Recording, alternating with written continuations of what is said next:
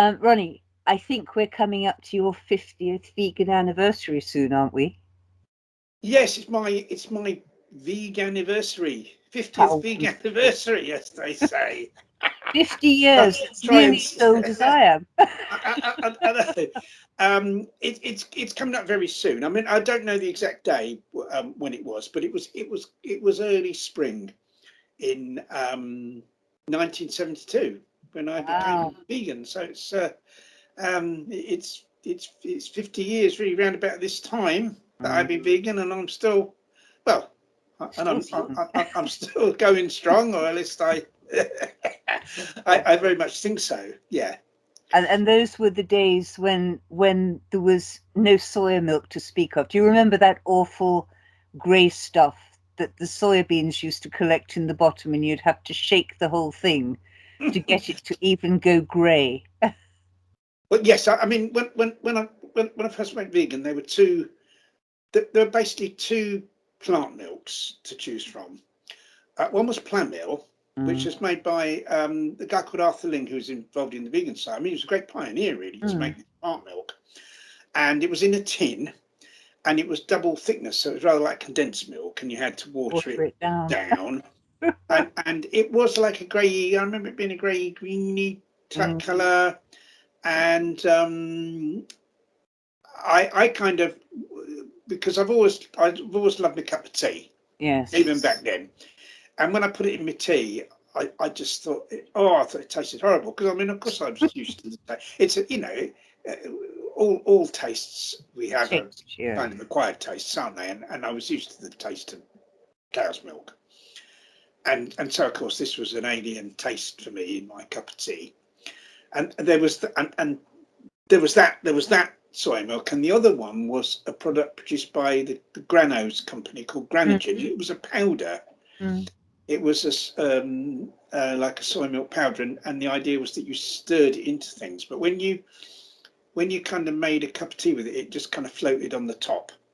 Oh, So, so yeah. out of the two, probably the Plamil was the best. But what happened was I just drank my tea black for a year.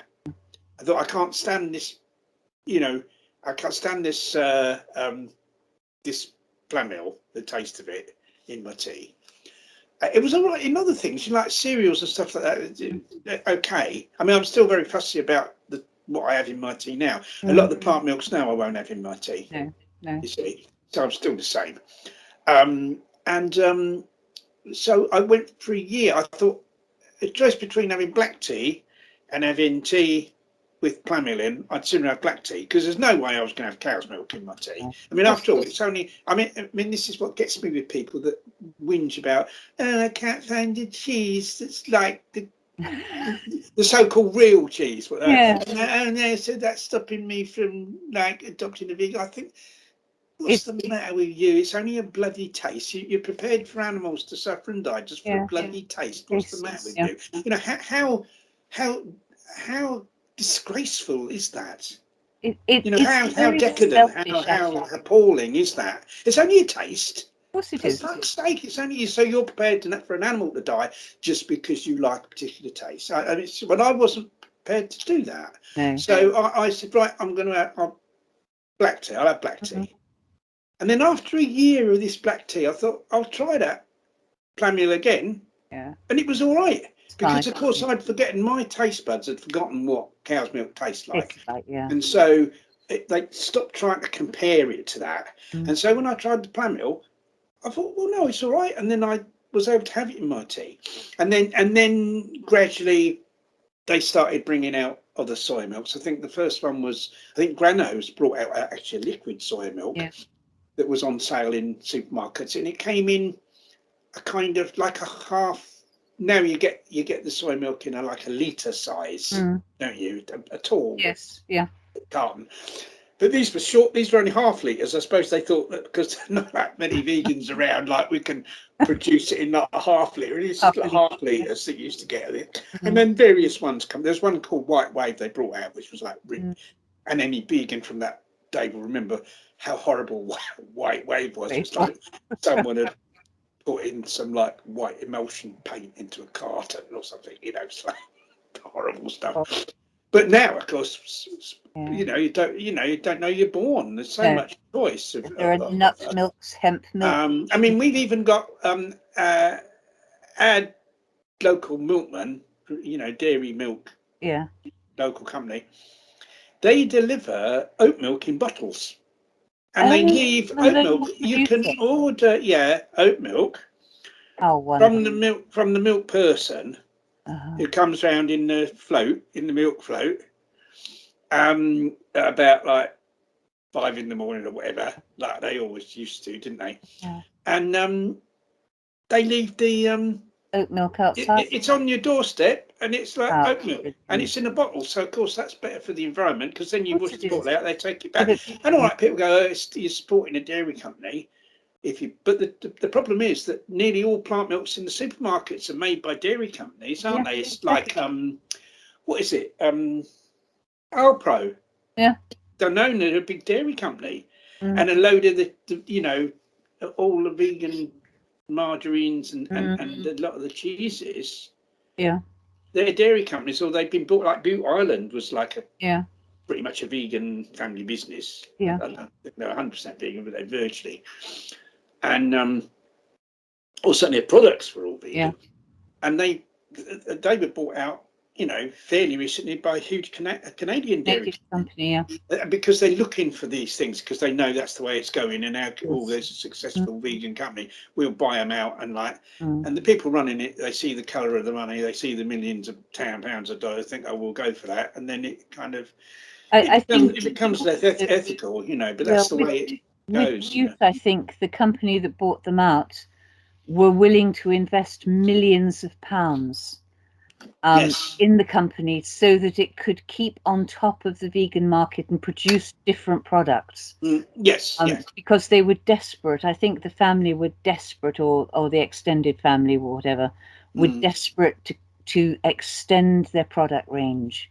And it must be so difficult to make a decision like that. It's a bit like the Body Shop, and their products haven't changed.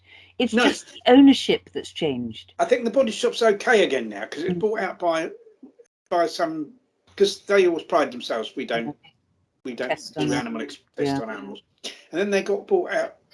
One of the big L'Oreal bought them out, and it was all like, oh, you sold out, and then no one went to the Body Shop anymore. Then Lush came along, and that was ethical, and people supported that. But apparently Body Shop's no longer owned by L'Oreal, so it's all right to get stuff from there now. Yeah, that's back into the acceptable. All these challenges. But I mean, like, going back, I mean, yes, I mean, it wasn't just the plant milk in the beginning. It was like everything.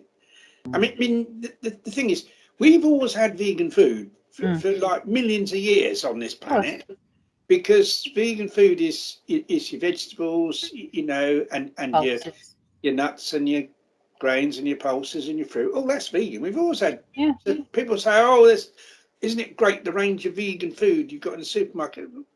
Well, hang on a minute. There's always been bloody vegan food, even before there were supermarkets. It was in the greengrocers, all the people that sold the nuts and whatever.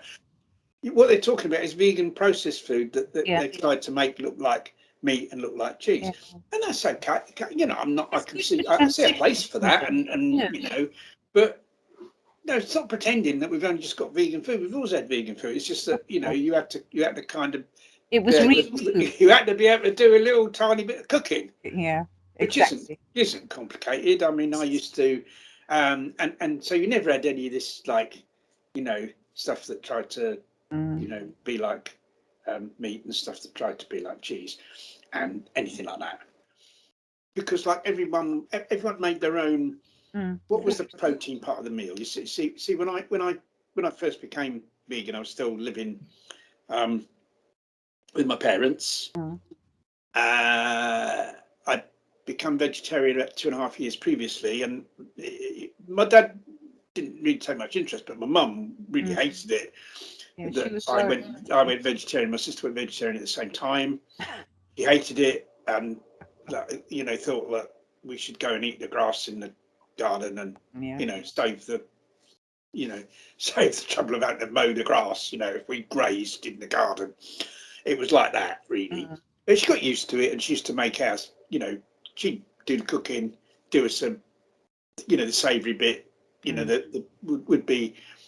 But I don't think any animals, gained from it, because it was like, it would always be, like cheese or eggs or something. That was the protein bit. And then when I went vegan, she said, right, I'm having nothing to do with that. I'm not cooking that. Yeah. You've gone mad now. You'll be dead within Have dead you within certified? dead within a year. Yeah.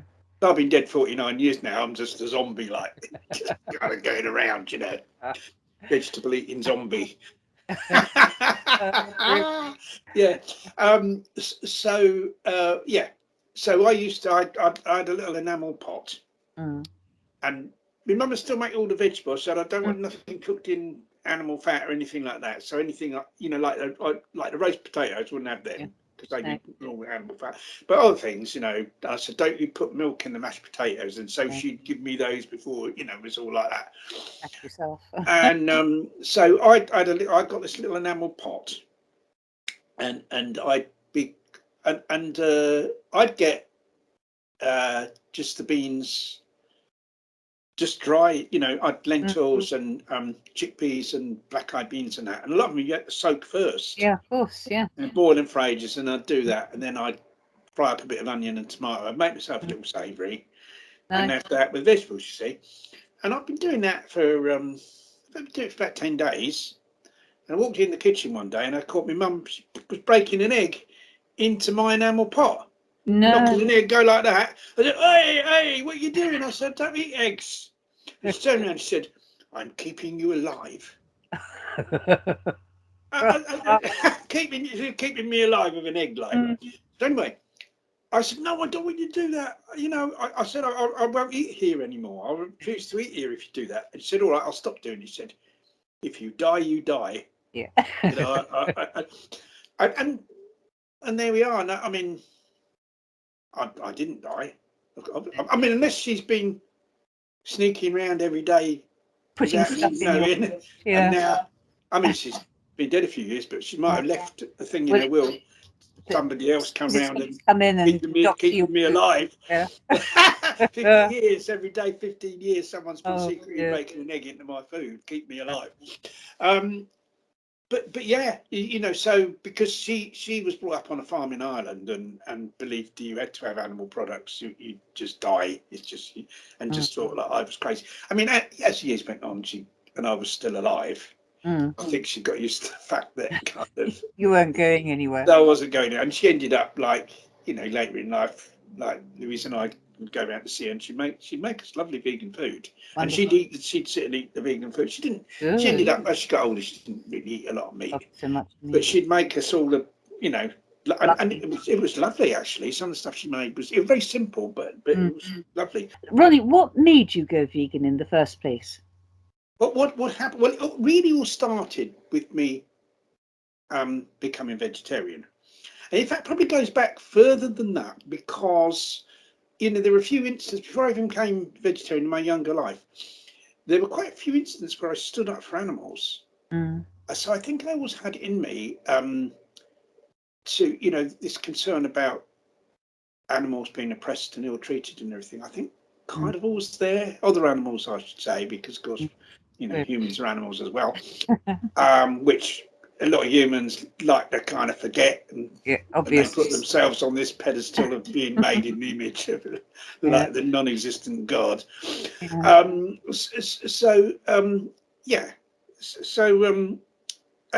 were a few things, like for instance, I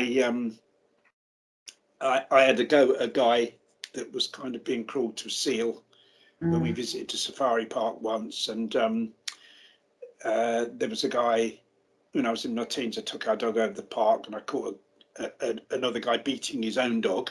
This guy was a caretaker from a local school, and he had a reputation of being a horrible man anyway.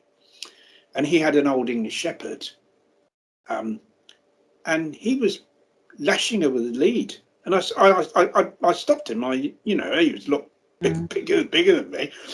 And I said, hey, what are you doing? Stop doing that, you cruel bastard, and all that. And I said, what are you doing that? What are you beating her for? She won't come back when she's called.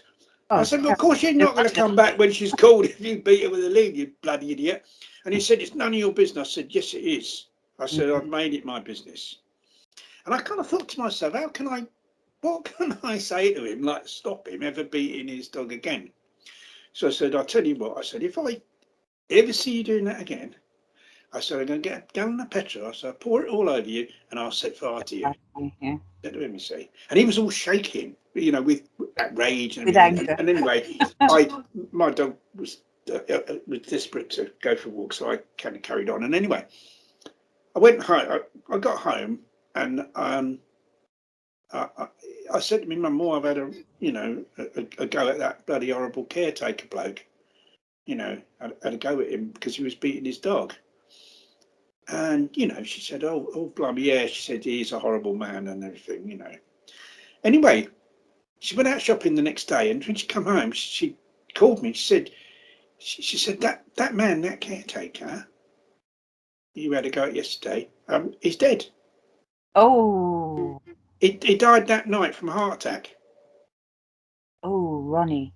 So I kind of like to think it might have been something to do with that.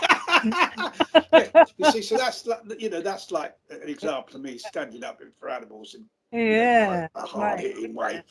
I actually might be responsible for killing an animal abuser as a teenager, But, as long as I don't end up being charged for it, being charged with that, I don't know what it would be. But anyway, so there was that incident, and then various other things where I kind of did stand up for animals, and I was with a guy that wanted to shoot birds, and I chased the birds away. He had an air gun. I shoot the birds away, so he couldn't do it. There's these things. So I kind of think I always had it in me, but I didn't know anything about vegetarianism. And then my sister's first husband, before they were married, when they were going out, he was vegetarian, and I thought, was curious about why. And my sister said, and I think I had a conversation with him as well about it, and what it was that it was because of the animals. He thought, well, we don't need to eat animals to live, so why are we causing all this slaughter and suffering? I don't think he was aware of the dairy industry, the egg industry, because that was like, it is very hidden, but the actual meat is obviously a dead animal, you see. And he'd been a vegetarian since a young boy, and he was really fit. He was a really good athlete. And I was a huge meat eater. I was one of these people that I used to suck the marrow out of bones. Oh. I used to eat bacon rind. Oh, I used to get a raw sausage and suck the inside out of the sausage and just have the skin right. I sucked out the raw sausage. I was like terrible. I was the worst meat eater you could possibly ever imagine, right? And so I kind of, I desperately wanted to find an excuse going on eating meat. And I think I lay awake for about 3 nights, but I couldn't find. I thought, well, he's a fit guy. He's been vegetarian all this time, and so what excuse for? And in the end, I thought, I've got to go vegetarian. And I told my sister, and she wanted to be vegetarian as well, but she kind of didn't want to do it on her own because, frightened my mum really. And so we both went vegetarian together, so we were able to support each other. And so really, it kind of started with me going vegetarian because that was for the animals, and the only reason I probably didn't go vegan was I wasn't aware of or adopt a vegan diet, was because I wasn't aware of these other things that loads of people aren't aware of. No, I mean, certainly in those days, I think there's more about it now, isn't there? I think there's very little excuse for someone not to become vegan these days because it's so out there and in your face. Whereas years ago, meat eating was the big thing. Oh, you shouldn't eat meat. You shouldn't do so and so. This is cool. That's cool. But I only found out about dairy when somebody said to me, "Oh, you're not having milk in your coffee, are you, Wenda?" And I said, "Yes." and she said, "I've got to give you some things to read."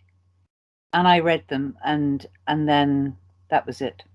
Yeah. I didn't know. Yeah. See, it wasn't a step. People say, well, going vegetarian is like a step to going vegan, and they used to say more in the old days. But to me, it wasn't really a step to going vegan. I didn't sort of consciously think, well, I'll go vegetarian first, and then I'll go vegan. No. It was just that I didn't know. No. Had I known about all the other stuff, then I'd have gone vegan.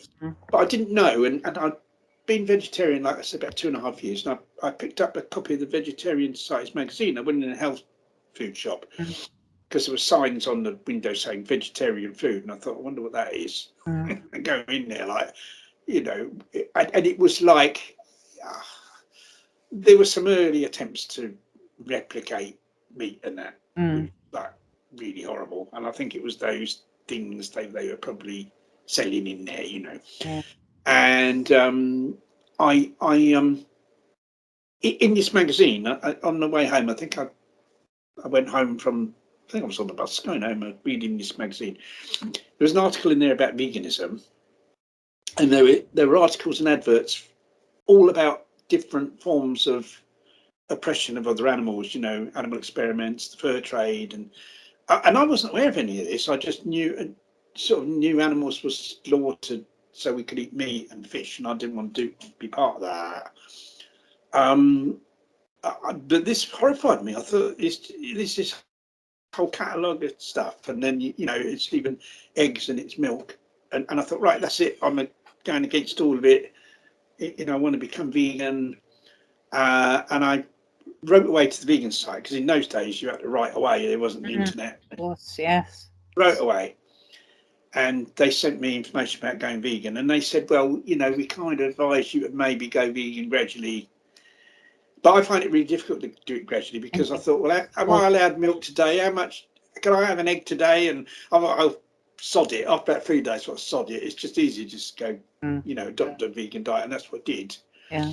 But I was doing things like having orange juice on my cornflakes and stuff like that, because there wasn't like, I didn't know. And then when I found out about, the plant meal and that I found that was all right on my corn. It wasn't in tea. So I started doing that. But I was just determined, because it was for the animals, and it is only a taste. It's only a taste. It wasn't that pickle. You know what I mean? Just a taste. And you're not going to die. No. You can get everything you need. You've got your, all your, as long as you have like vitamins, kind of B12 a sensible diet, and that, producing B12 is very much the same as just growing a vegetable. It's just, it's done kind of, it's a growing process. I think bacteria are used in it, so it's no different to growing a plant. So same thing, so that's I adopted the vegan diet, and then very soon after that I found out about the hunt saboteurs, and I got involved in that, because I wanted to do, for me it was just kind of just eating a vegan diet wasn't enough, because that's all right, that means I'm not involved. I've kind of really then sort of minimized my own personal involvement in the oppression of other animals, and that's what you got to start off by doing. Of course.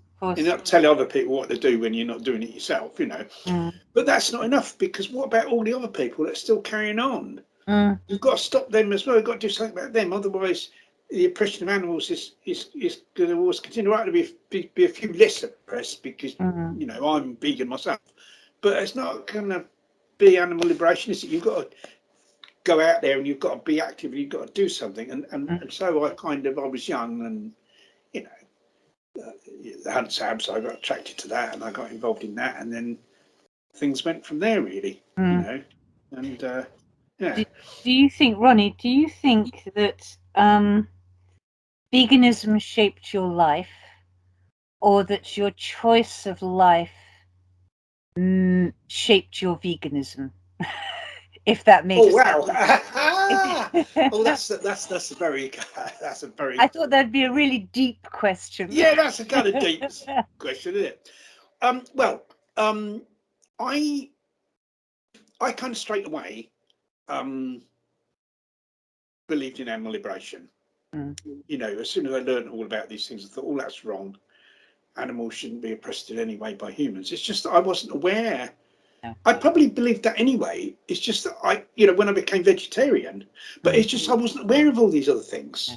You see, had I been aware of them, all those other things 2.5 years earlier, I would have become vegan then, and I would have started. But I wasn't aware then, and of course it was more difficult to become aware in those days because we didn't have the internet and stuff, and it was just through picking up a magazine. I mean, I still think the written word's a very good way, and leaflets and that's still a very good way of spreading this. But in those days, it was the only way, really, because you would never see an advert on the telly. Now, this Viva have got this. I think it's have you seen that premiering, isn't it? That advert, wow. You know, and all that, you know, and there's already been adverts, you know, on telly in other countries. That was one in Israel, wasn't there, with the lamb last year? So you got all that. In those days, never had anything like that, you know.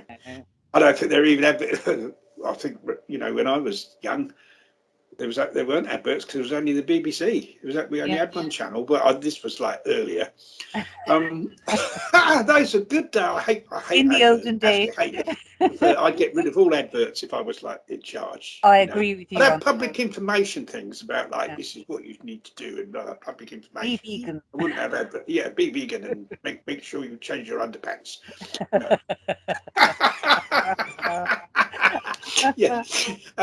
Yeah, those things.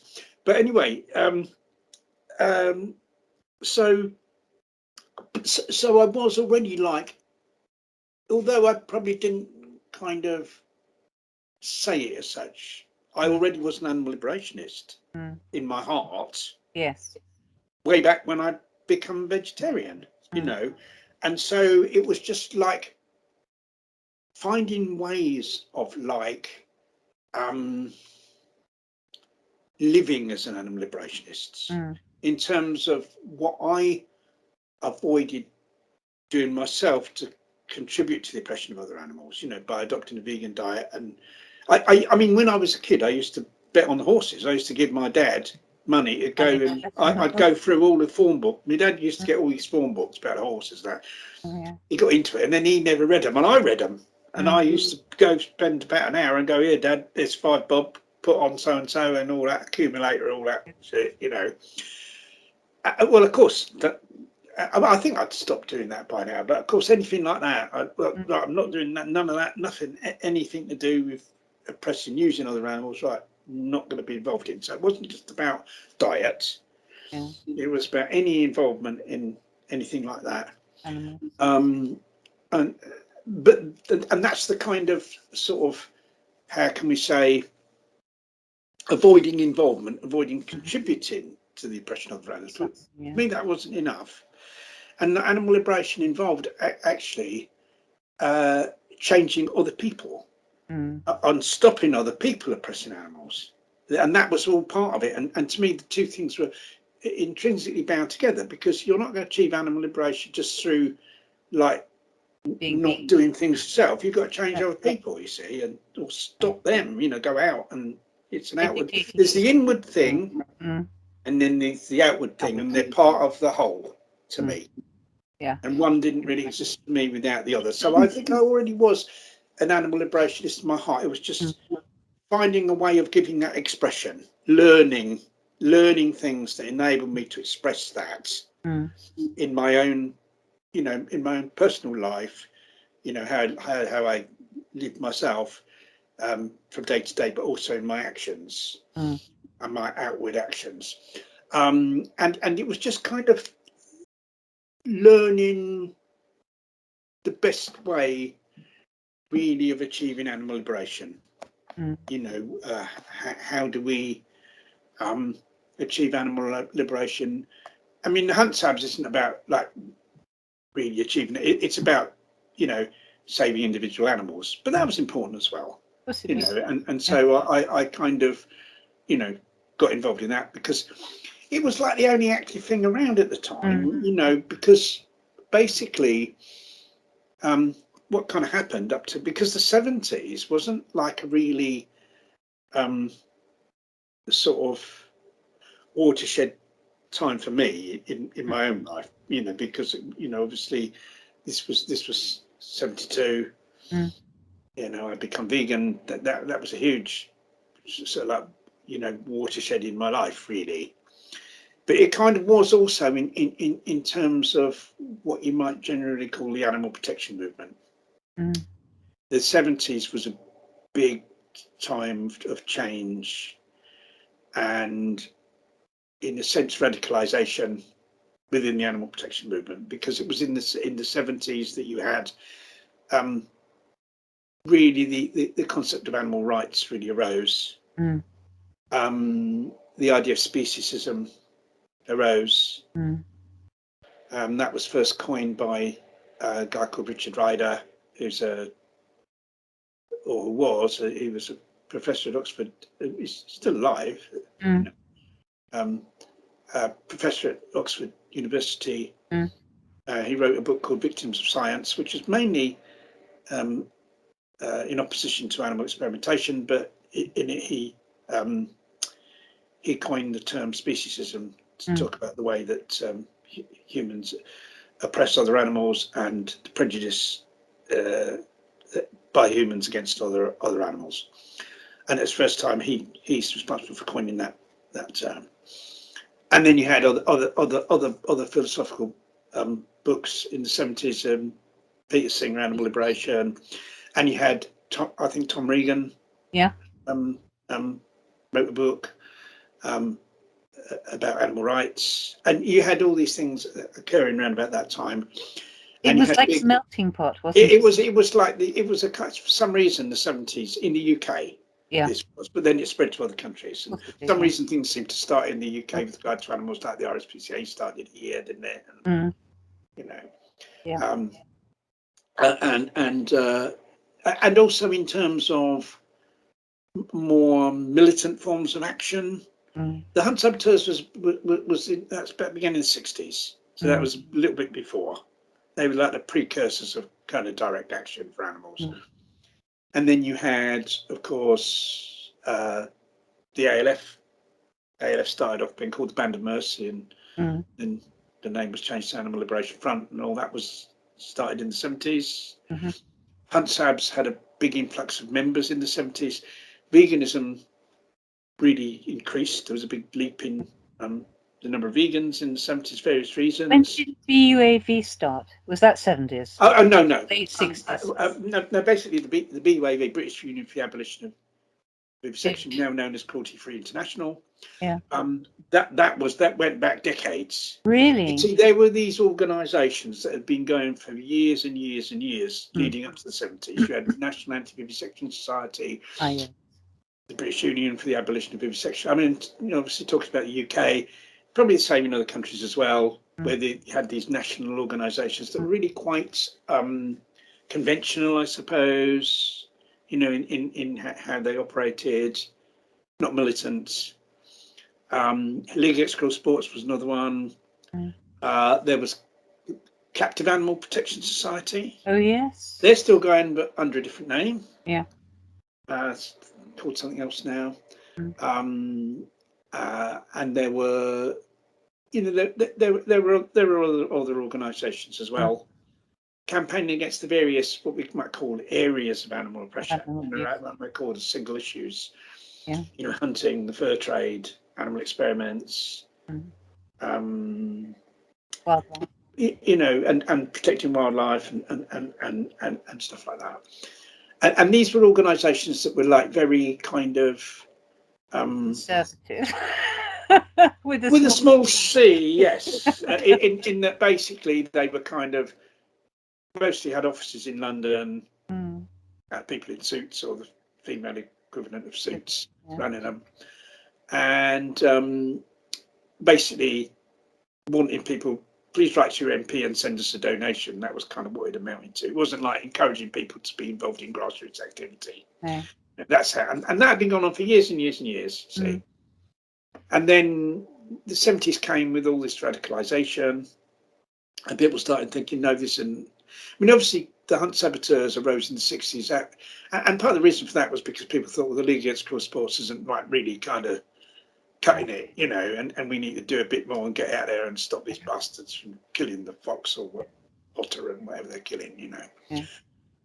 And it was kind of really the same with the Animal Liberation Front, where we thought, well, look, you know, all these kind of conventional organisations, things are getting worse. The number of experiments is, you know, increasing. Everything's getting worse.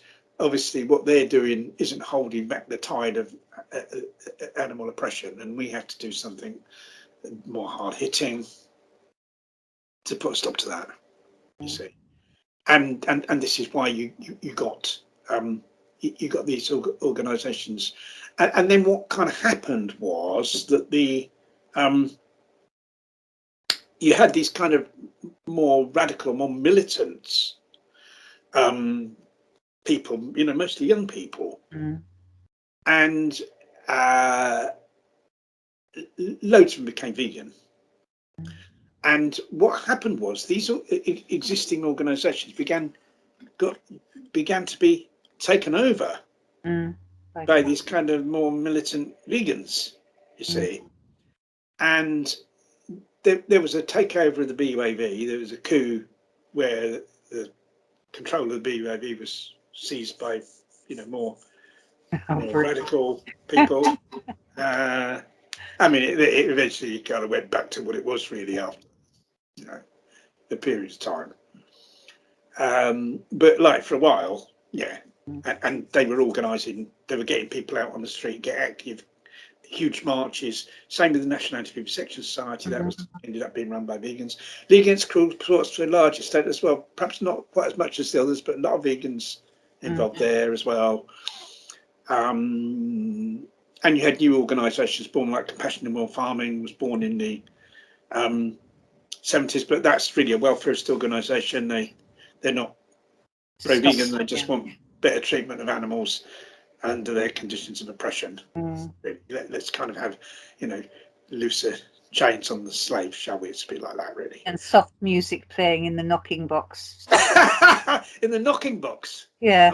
Are we still on the same subject?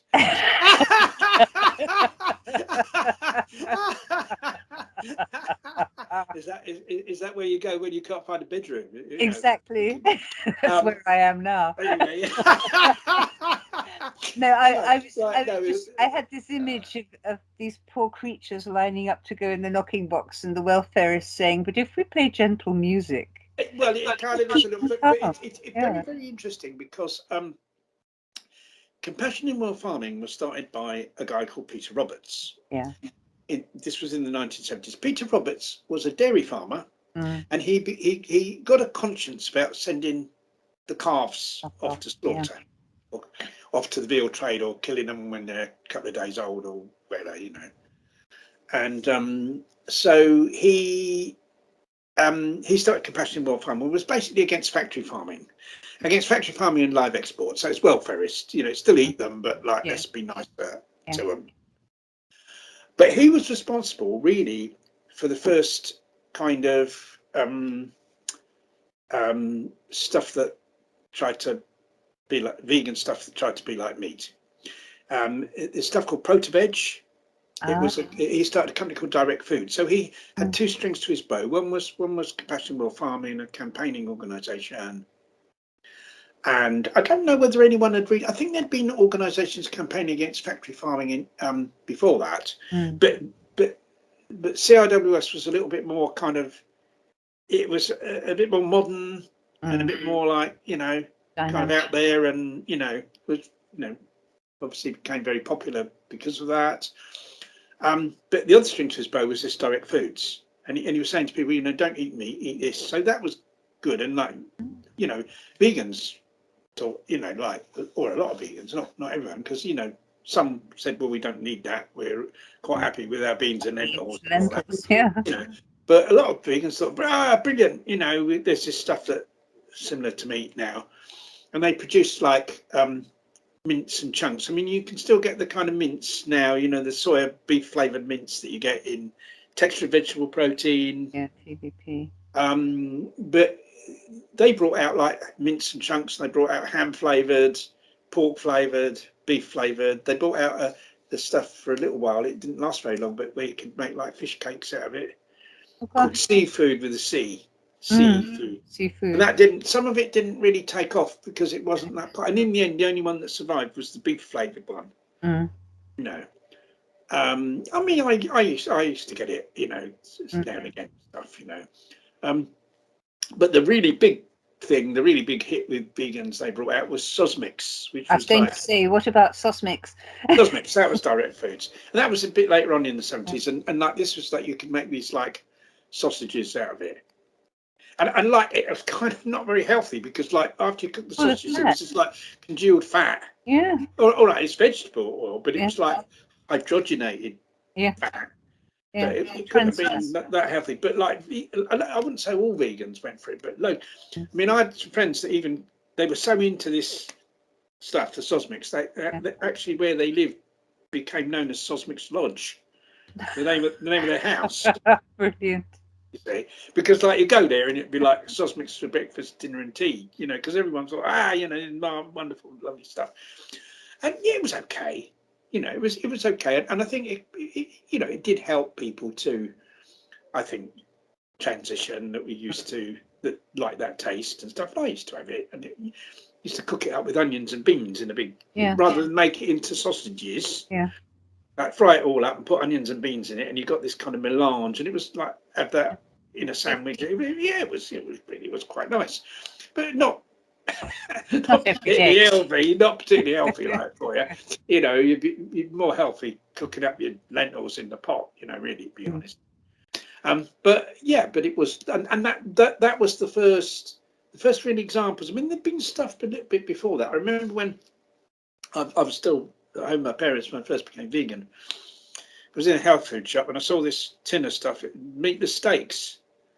I thought I'll try it. Oh, meatless steaks. What are they like? Come on.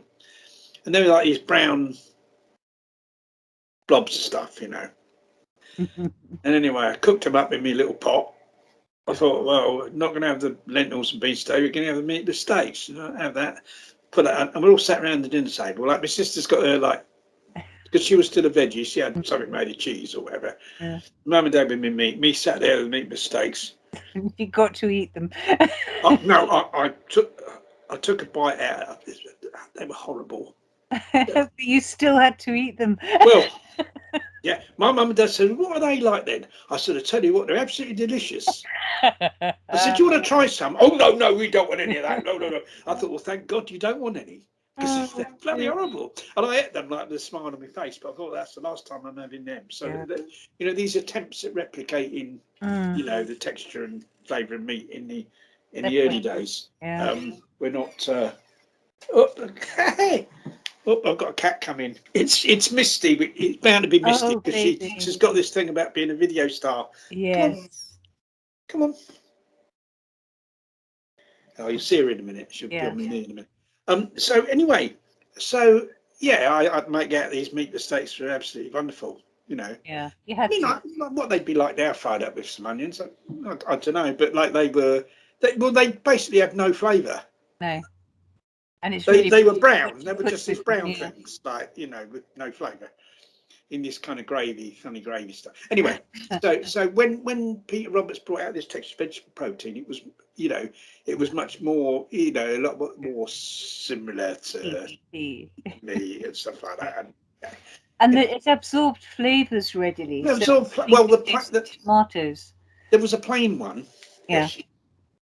There she is. You're a star again. Star.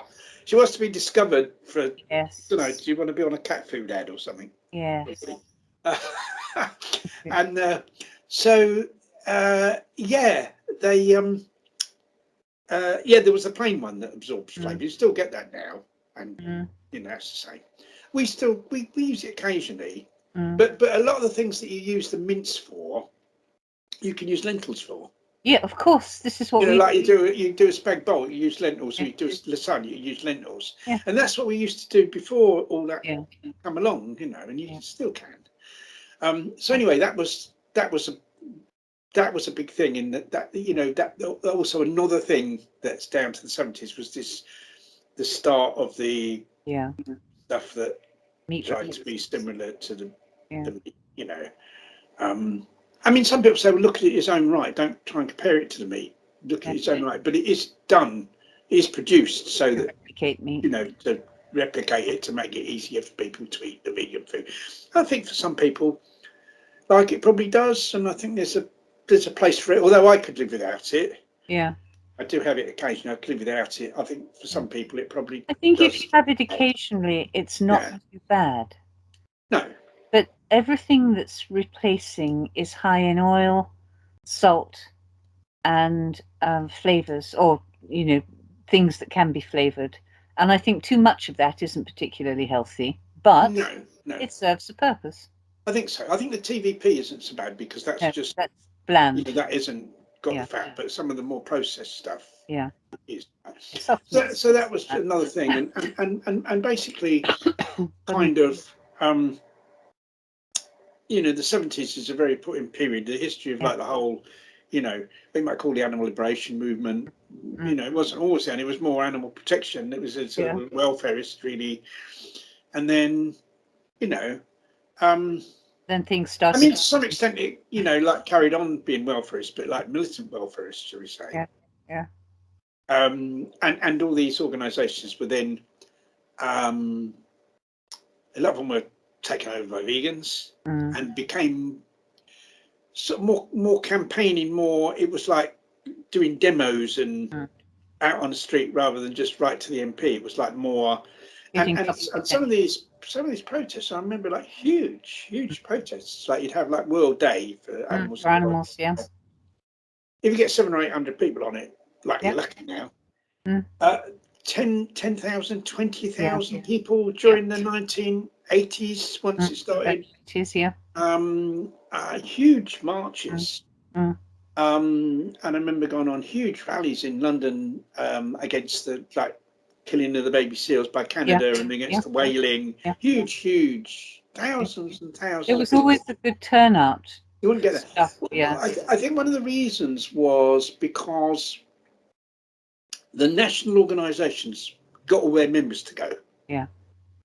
And more difficult then because they really only had their magazines, and so something had to be planned quite well in advance. You say in the magazine, you know, come down to London, do this, you know, and because of that, you see, you know, these organisations have become a lot like radicalised, and a lot more people joined because they saw, you know, these people are actually doing something now, you know, and they got all their members out on these marches, and you know, the World Day was either organised by the BYV or the National Anti-Vivisection Society, and then then after some years they stopped doing that, and it just became organised by kind of groups of individuals that wanted to do it, and so I think they didn't then have the network of people to maybe get involved in it, and that's when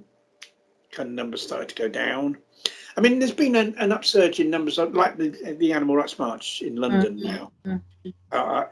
You know, we've had the COVID thing that's kind of interrupted it, but I mean, pre-COVID, it was getting on for 10,000 the last one. So that's kind of, you know, that's kind of increased, and that's the one that everyone seems to want to go to. Because it's, if people, you know, like people are more attracted to a big event than a small event, aren't they? Somehow. Yeah.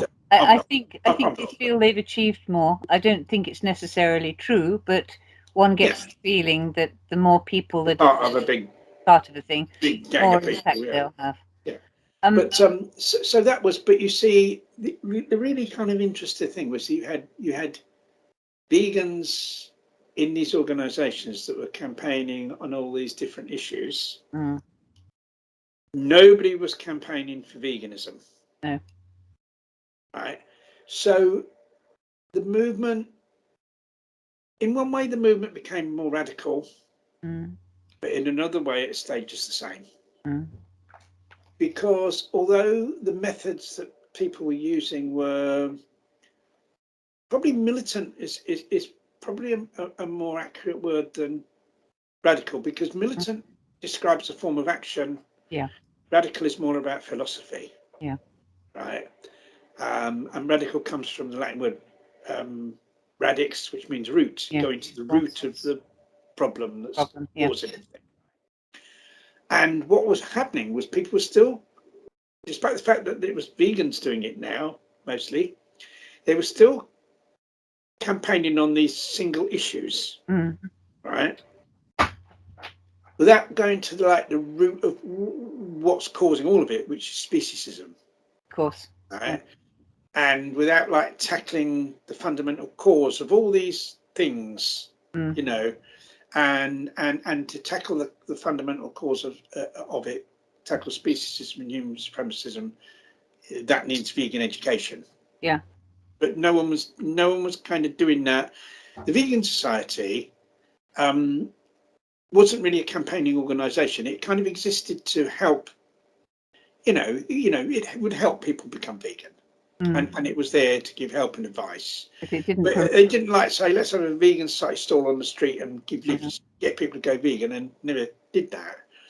You know, I mean, the other organisation actually that now does a lot to promote veganism and has done for really quite a long time, that began in the 1970s or maybe just going into the 80s, was Animal Aid. And Animal Aid started, there was a woman called Jean Pink, who, I mean, her main focus was anti-vivisection and anti-factory farming. And she produced all these loads and loads of leaflets. I think she started Animal Aid and it was just from her home. So it produced all these leaflets against factory farming, against animal experiments, and got volunteers to dish them out. And they dished them out to commuters at railway stations, mostly in London. And that's how Animal Aid started.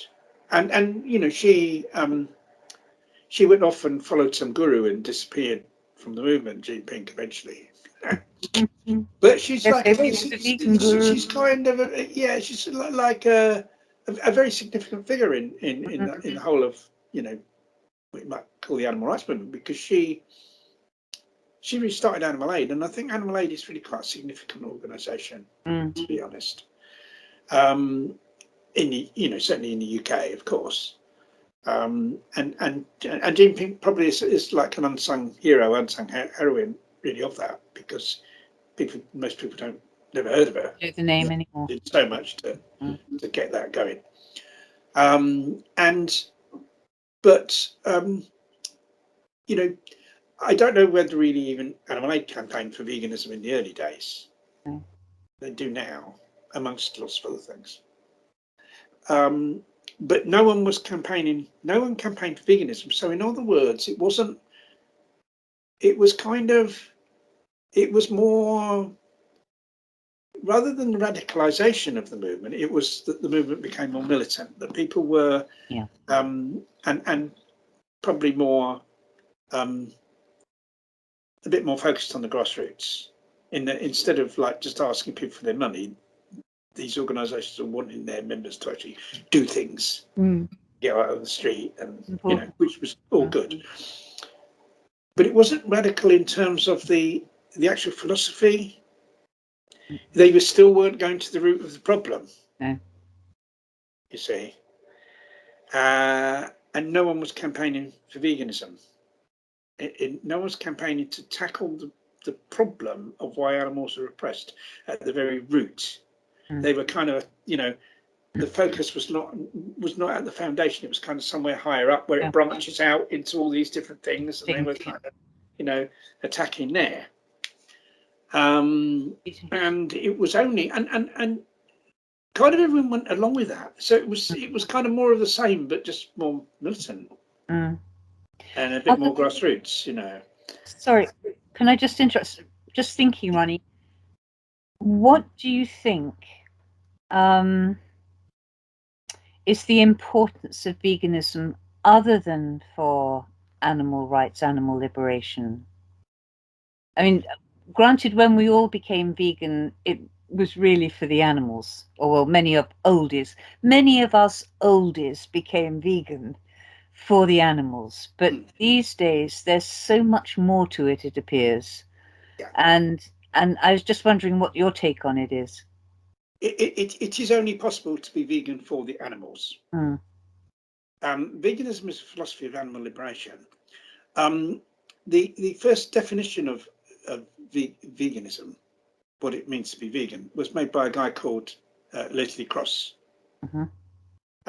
The Vegan Society was started in 1944, and it was like, people say that Donald Watson coined the name vegan, but in fact it does appear to be that it was actually his wife Dorothy that came up with the name. Oh, lovely. Yeah. But he's kind of been given the credit for it. But I think it kind of, from sort of information I've received, it was actually his wife. Dorothy Watson coined the name vegan, not Donald. And then, but there was no definition of veganism. And it was only some years later that a guy called Leslie Cross, who was, one of the people that ran the Vegan Society, came up with a definition. And it's an animal liberationist definition. It's about that animals should not be exploited by humans, basically. And so it's not about a diet. No. That's a big part of it, but it's about all of, being opposed to all oppression of, and that was that's the first definition. It's an animal liberationist definition, and Leslie Cross was an animal liberationist. So vegan, to be vegan is to be anti-speciesist, is to be against human supremacism. That is kind of the people that came up with the definition of veganism. That's what it is, and it is what it is. It is what it is. And so you can only be vegan for the animals. Yeah. So when people say, "Oh, we have to adopt a vegan diet," or maybe I should say a plant-based diet to save our planet. Yes. What do you think of that? Well, you can say vegan diet, because a vegan diet isn't the same as a vegan person. A vegan diet really is short for a diet suitable for vegans. In other words, somebody's an animal liberationist and they believe that humans should not oppress other animals, and they want to live according to that, right? Then part of that is eating a vegan diet, is consuming a vegan diet, right? And that person, is then entitled to call themselves a vegan. But a vegan diet is not the same as a vegan person. A vegan person is somebody who's fundamentally an animal liberationist, right? In their philosophical view. A vegan diet is a diet that's suitable for that person. In other words, a diet that doesn't include animal products. Right? But someone that eats a vegan diet, somebody that avoids animal products in their diet, isn't necessarily a vegan. True. It depends on the reason they're doing it. If they're doing it, I'm avoiding animal products for my health. Well, you're a plant eater then. You're a plant-based. You're not vegan. Yeah. No. Because unless you have a philosophy of animal liberation, you're not a vegan. You're just not, because that isn't. That's not. The people that kind of invented the thing. That isn't what their intention was. So stop changing what it means. It is what it is. It's not a diet. You can't be vegan for the environment. You can be a plant eater for the environment. You can't be vegan for your health. You can be plant-based for your health. You can only be vegan for the animals. So vegan for the animals is kind of a weird thing. I mean, on my Facebook, I've got vegan for the animals, but it's like saying, it's like saying it twice. Because if you're vegan, it is for the animals. That means it's the animals, yes. Yeah, because that's the only way you can be vegan. And like, it kind of does hurt me that this kind of, the meaning of veganism has been kind of adulterated. Yes, yeah. But I think somebody that adopts a plant-based diet for the environment or for health can then become vegan because they can learn about the what happens to the animals and the ethical reasons in terms of animals for becoming vegan, and the same with somebody that adopts it for their health. And these are also good ways of kind of promoting veganism because a vegan diet is better for the environment, and because a vegan diet is generally better for health. It depends what sort of. I mean, I knew a guy, a vegan guy. He lived on chips and cigarettes. They kind of didn't consume animal products, you know what I mean? And he went out sabbing and all that, you know. But like, he ain't gonna. That's not a healthy diet, is it? And a lot of diets with junk food that people eat now aren't. But like in general, it can be if done properly, it can be the healthiest of all diets. They say a healthy vegan diet. And so, yeah, and so the thing is that if you're trying to promote veganism, you know, as an ethical philosophy, the fact that the vegan diet also is, can be the best diet for health, the fact that it's better for the environment, the fact that you can feed more people on a vegan diet, all these things, they allow you. You're into things. In other words, like it means that. I mean, we do vegan stalls for a local vegan group at health events. We do them at environmental events. You see, because you can go in there saying, well, look, we're promoting a diet that's better for the environment. We're promoting a diet that's better for health. Oh yes, come and have a stall. Once you're in there, then you give people stuff about what happens to the animals, as well as the other stuff. Of course, it's your way in. And the fact that the vegan diet has these other aspects does actually provide a gateway for promoting veganism as an ethical philosophy. Okay. And so and it's important to use that, make use of that, that facility that it offers. But as I was saying, it's nobody campaigned for veganism, and campaigning for veganism really is only started about 25 years ago in the UK, and goes on all over the world. With people started to do the vegan festivals, with people started to do street outreach and stuff. It's only been going 25 years. So if you look at the whole history of the animal protection movement, like the animal rights movement started in the 70s, but if you extend that to about the general idea of animal protection, going on for decades and decades and decades, right back to Victorian times, the campaigning for veganism is really, really recent. And I think had that started earlier,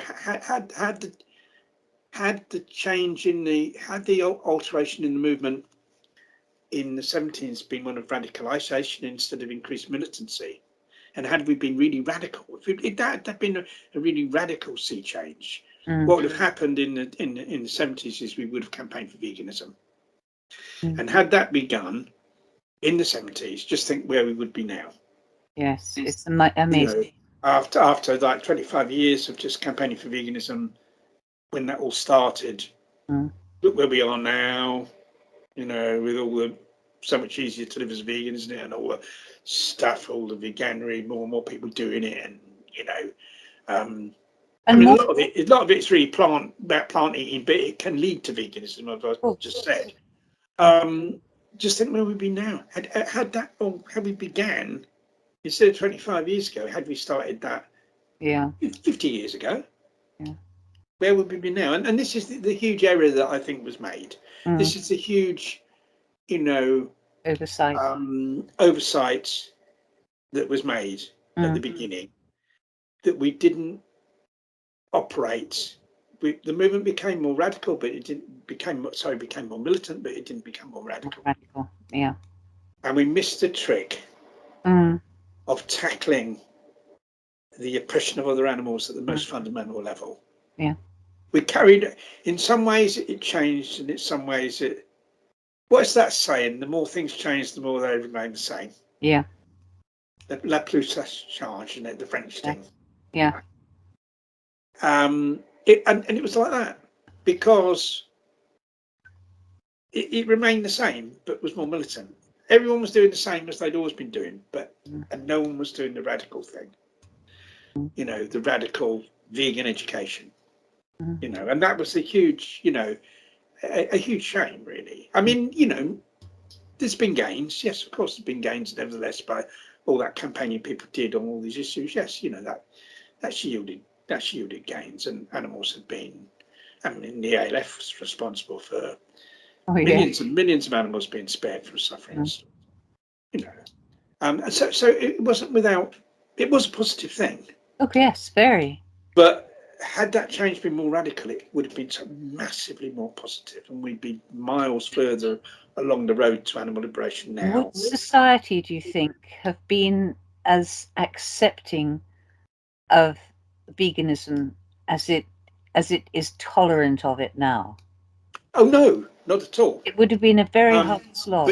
But you see, and it would have been more difficult. It was hard for people to live as vegans, you know, like these, you know, like simply with, like I said, the availability of like the vegan stuff that, you know, it's non-existent. You know, trying to be like meat and cheese and all that. Yeah, but you see,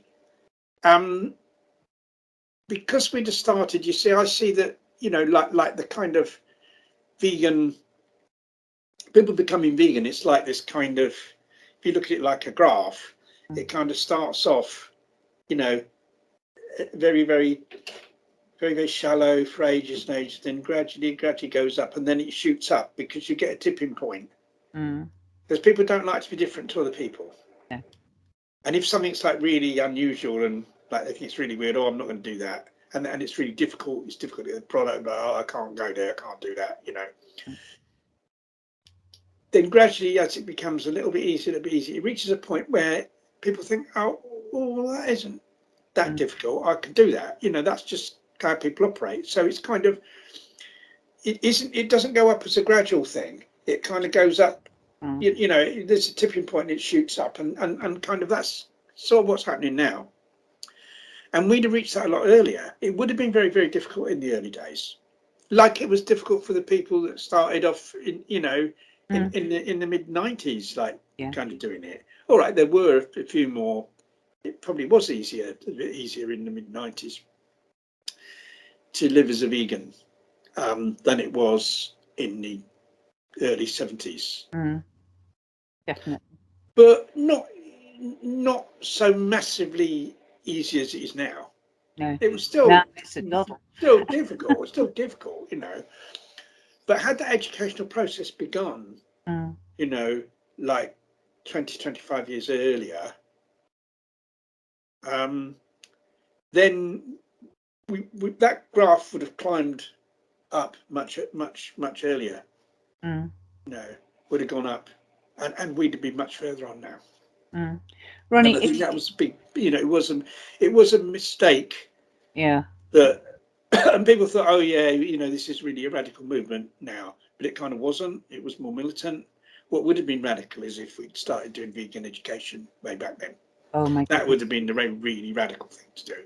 Would have been. Yeah. Would have been. But anyway, we, you know, like we are where we are, and we can only move forward from where we are. There's no point in like. No point in looking back and crying over spilt plant milk. Plant milk, that milk. And you know, it wasn't without its achievements. Like, you know, the movement did achieve a lot in terms of sparing animals, you know. It set the foundations. Well, it did more than that. It just didn't do the foundations. It actually created a platform for those who were interested to move forward. It took society, it grabbed society around the neck, and it shook it hard. And it was a necessary thing. Well, I think that, yeah, I mean, it created, and certainly awareness was created by the type of thing that happens. But, and I think, yes, and I think that things in general are better for other animals now than they would have been had none of that happened. Exactly. But if something else had kind of happened instead of that, you know, like if we'd had the vegan education as well as that, or maybe instead of it or as well as it, we'd have been much, much further on now. And I just think it's a shame that that wasn't, nobody saw that. I mean, I didn't see it. You know, I carried on the same as people had always done, except I was more militant. Like instead of like writing a letter to an MP, I smashed something up. But it was still at the same level of the single issue. But it was an important thing to move the cause forward, because with just simply a vegan diet, people wouldn't have known of the atrocities that were going on in laboratories. They wouldn't have given a second thought to the performing dolphins and everything in the aquariums. It was an eye-opener for many people. I think that you see, but you see, I mean, I think those things are kind of all part of veganism, because veganism isn't a diet. No. It's a philosophy of animal liberation, so that includes opposition to all those things, and there's no reason why in promoting veganism those things aren't included. If you hadn't become vegan, if you hadn't followed your heart and done something for animal rights, what do you imagine you'd be doing right now? Oh, blimey, I shudder to think. Would you have carried on with law? Well, you see, yeah, I mean, what happened was I was generally, you know, through my school years, I was generally, you know, very studious and did well in exams and everything. But towards the end of my secondary school, I was at grammar school, I got sent to a Catholic school, which was For your sins. quite horrible in a number of ways, because my mum was Catholic. I kind of lost interest, and so I didn't do very well at all in my A levels. So I wasn't able to go to university. So I kind of thought, well, with the couple of very low grade A levels I've got, what can I do as a job? You know, that would be a good career. And at the time, you could go into law. You can't now. You have to have a university degree. But at the time, you could kind of take it was called articles. It was like an apprenticeship at a solicitor's, and you could take exams at the College of Law, and you could get to become a solicitor that way without going to university. So I decided to do that, and it took about 9 months for me to actually get a job, because I wrote to all the local solicitors saying, have you got a vacancy for like an article clerk? And the ones that wrote back were saying, yes, but you'll need to, you know, like my family would need to pay them because it was training, you see. And my dad said, no, I can't afford it. And in the end, we found one that was willing to pay me £5 a week to work there. So I took that job. And you see, kind of what happened. You see, I was already, but by then I was already vegetarian.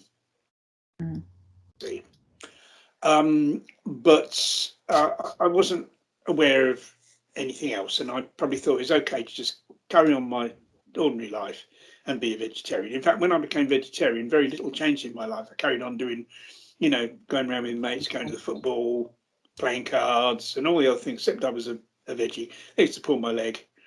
When they used to have a burger, I just used to have the chips and, you know, stuff like that, you know. And, you know, they used to, it was all right. I, you know, didn't bother me. But obviously when I became vegan and became aware of all these other things, that's when my life, that was the real big change in my life.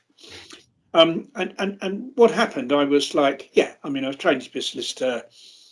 I passed the first part of the Law Society exams. I was having to go to London. It was, you know, it was like very intensive work. And it was during that time that I became vegan. Now, kind of had that not happened, had I not picked up that magazine and learnt about all the stuff and become vegan, I mean, it's very possible that at some time later. in my life, but that was all in me, ready to ignite, kind of thing, and something else would have sparked it off. But it's a question of when that would have been. You see, I was lucky. I bailed out in time from conventional society, and I'm always really grateful for that. I was 21 years old. I wasn't married. I didn't have a mortgage. I didn't have like a career. I was hoping to have a career, but I didn't yet have one. No.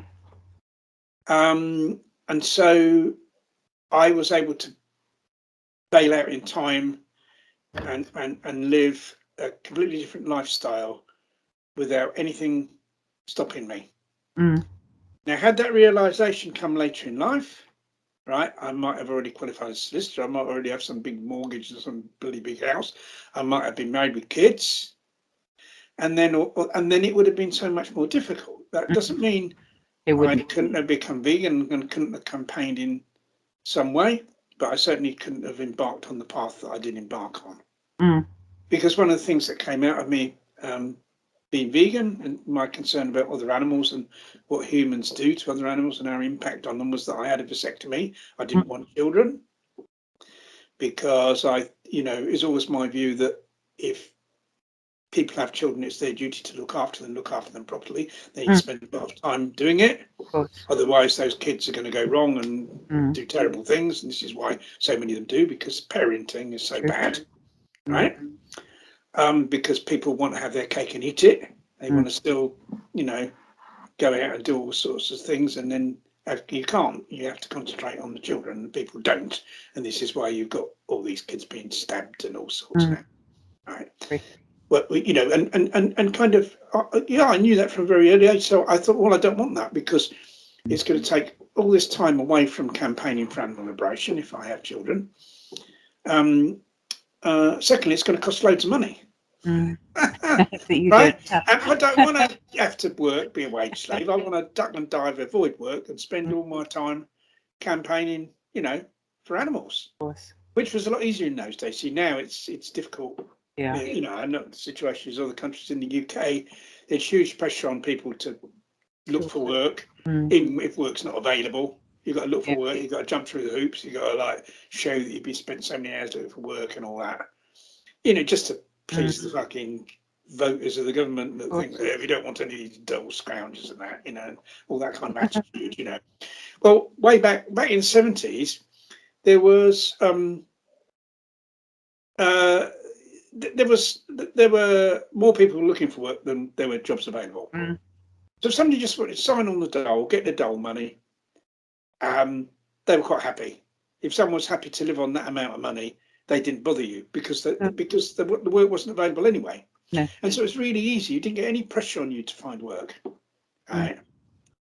And then it got a little bit worse, kind of a bit later on in life. But all I had to say was I've been in prison and so no one's going to give me a job and kind of, they thought, oh, right, okay, so that having been in prison was like my card to carry on without pressure on me, you know what I mean? So it's quite handy in that sense, who's going to employ me? Oh, well, they're not. I said, should I not tell them about going to prison? Oh, you've got to tell them. And I said, well, they're not going to give me a job, are they? I said, well, no. So carry on the dole. And it was fine. I mean, they should have a citizens' income, universal income, so everyone in society gets a certain amount, right? And then it would save a lot of admin work. And then if people were quite happy to live on that and they didn't want to go work, good luck to them. If someone's more materialistic, they can work and get extra money. But they should have that. It would save all this messing about on who's who can get the dole money, who can't get the dole money, who can get that, who can get it. Would save all that. Just give everyone a universal income, and then that's enough to live on. And if people want more, then those people can. But they don't do that because you get people going, oh, why should someone get money without working? What those people forget is most jobs that people do are actually harmful.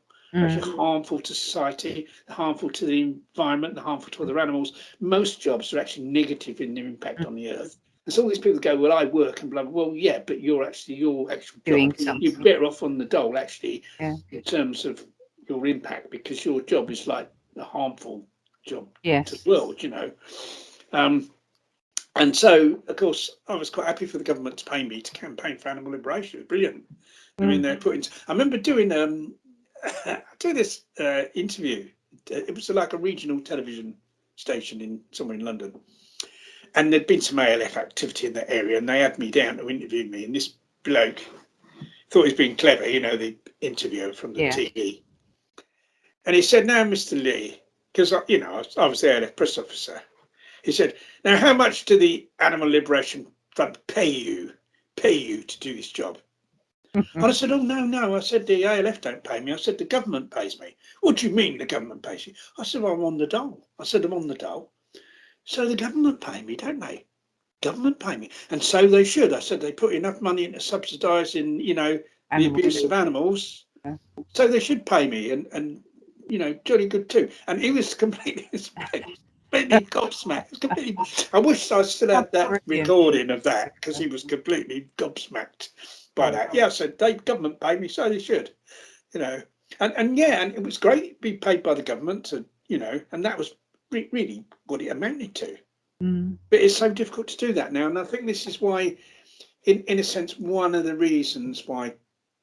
many reasons why things have changed in terms of people campaigning for animal liberation is that so many people have to work and they haven't got the time to devote to it now, and also because they have to work, they got to be careful about, oh shit, am I going to do something cause me to lose my job? Of course. You know, whereas if you're on the dole, it don't matter, does it? Really, not so much anyway. So that's, you know, one of the very many reasons why everything's changed in terms of people, you know, certainly in terms of direct action in you know, illegal stuff, why that kind of is much less these days.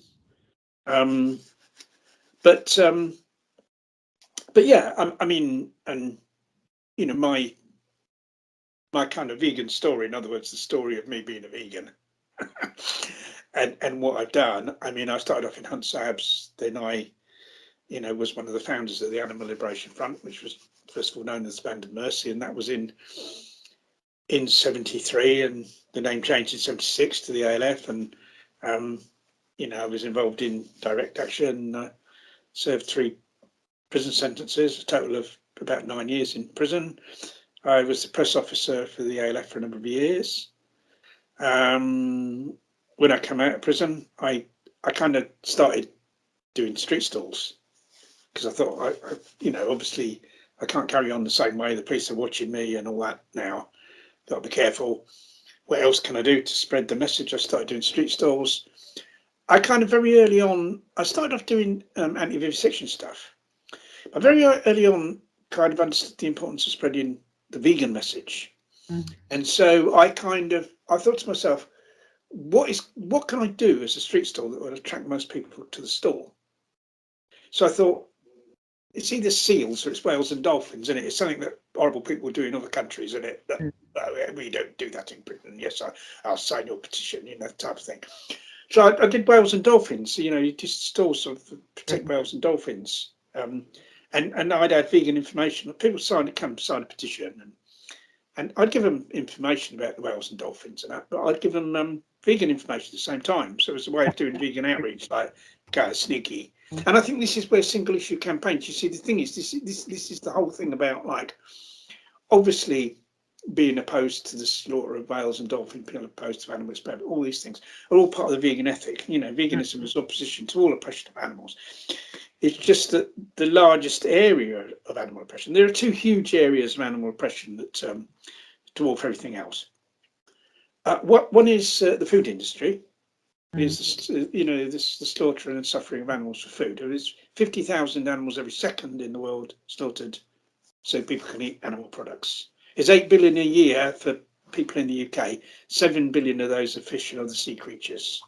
And this is, people forget that hugely the numbers of it's you know, massively more sea animals, fish and other, are killed than any others, and focus tends to be often on the land animals, but sea animals that kind of in terms of numbers. I mean, obviously all of them are important.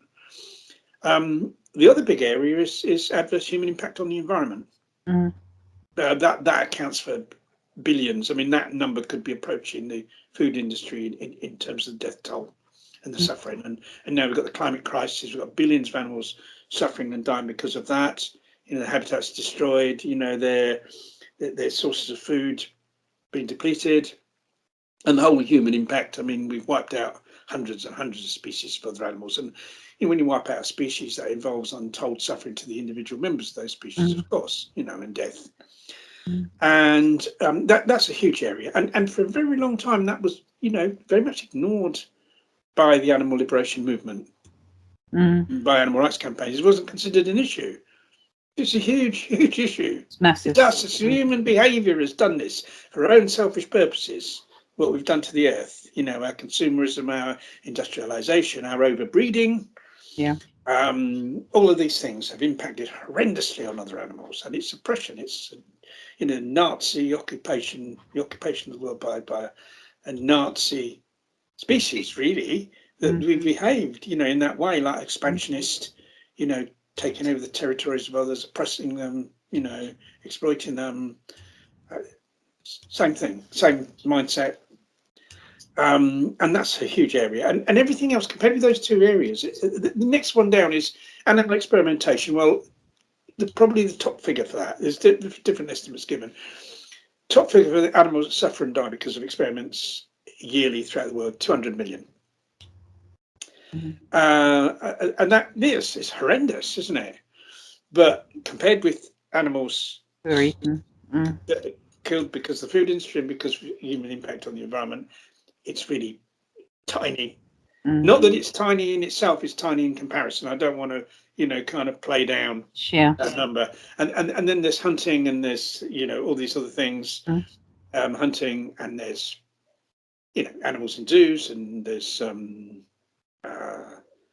animal racing. There's all these different ways and like the kind of so-called pet industry, and the animals suffer and die because there's overbreeding of them, and the animals not cared for properly. I mean, that's huge numbers again, and it goes on and on and on. But veganism, as opposed to all these things, as opposed to all oppression of animals, the reason why the focus, I think, is on diet is because that's the biggest area. But once somebody becomes vegan, they look further. They used to be opposed to all these things, and you can use these things. Like, for instance, because I did like stalls on the whales and dolphins, I gave out vegan information.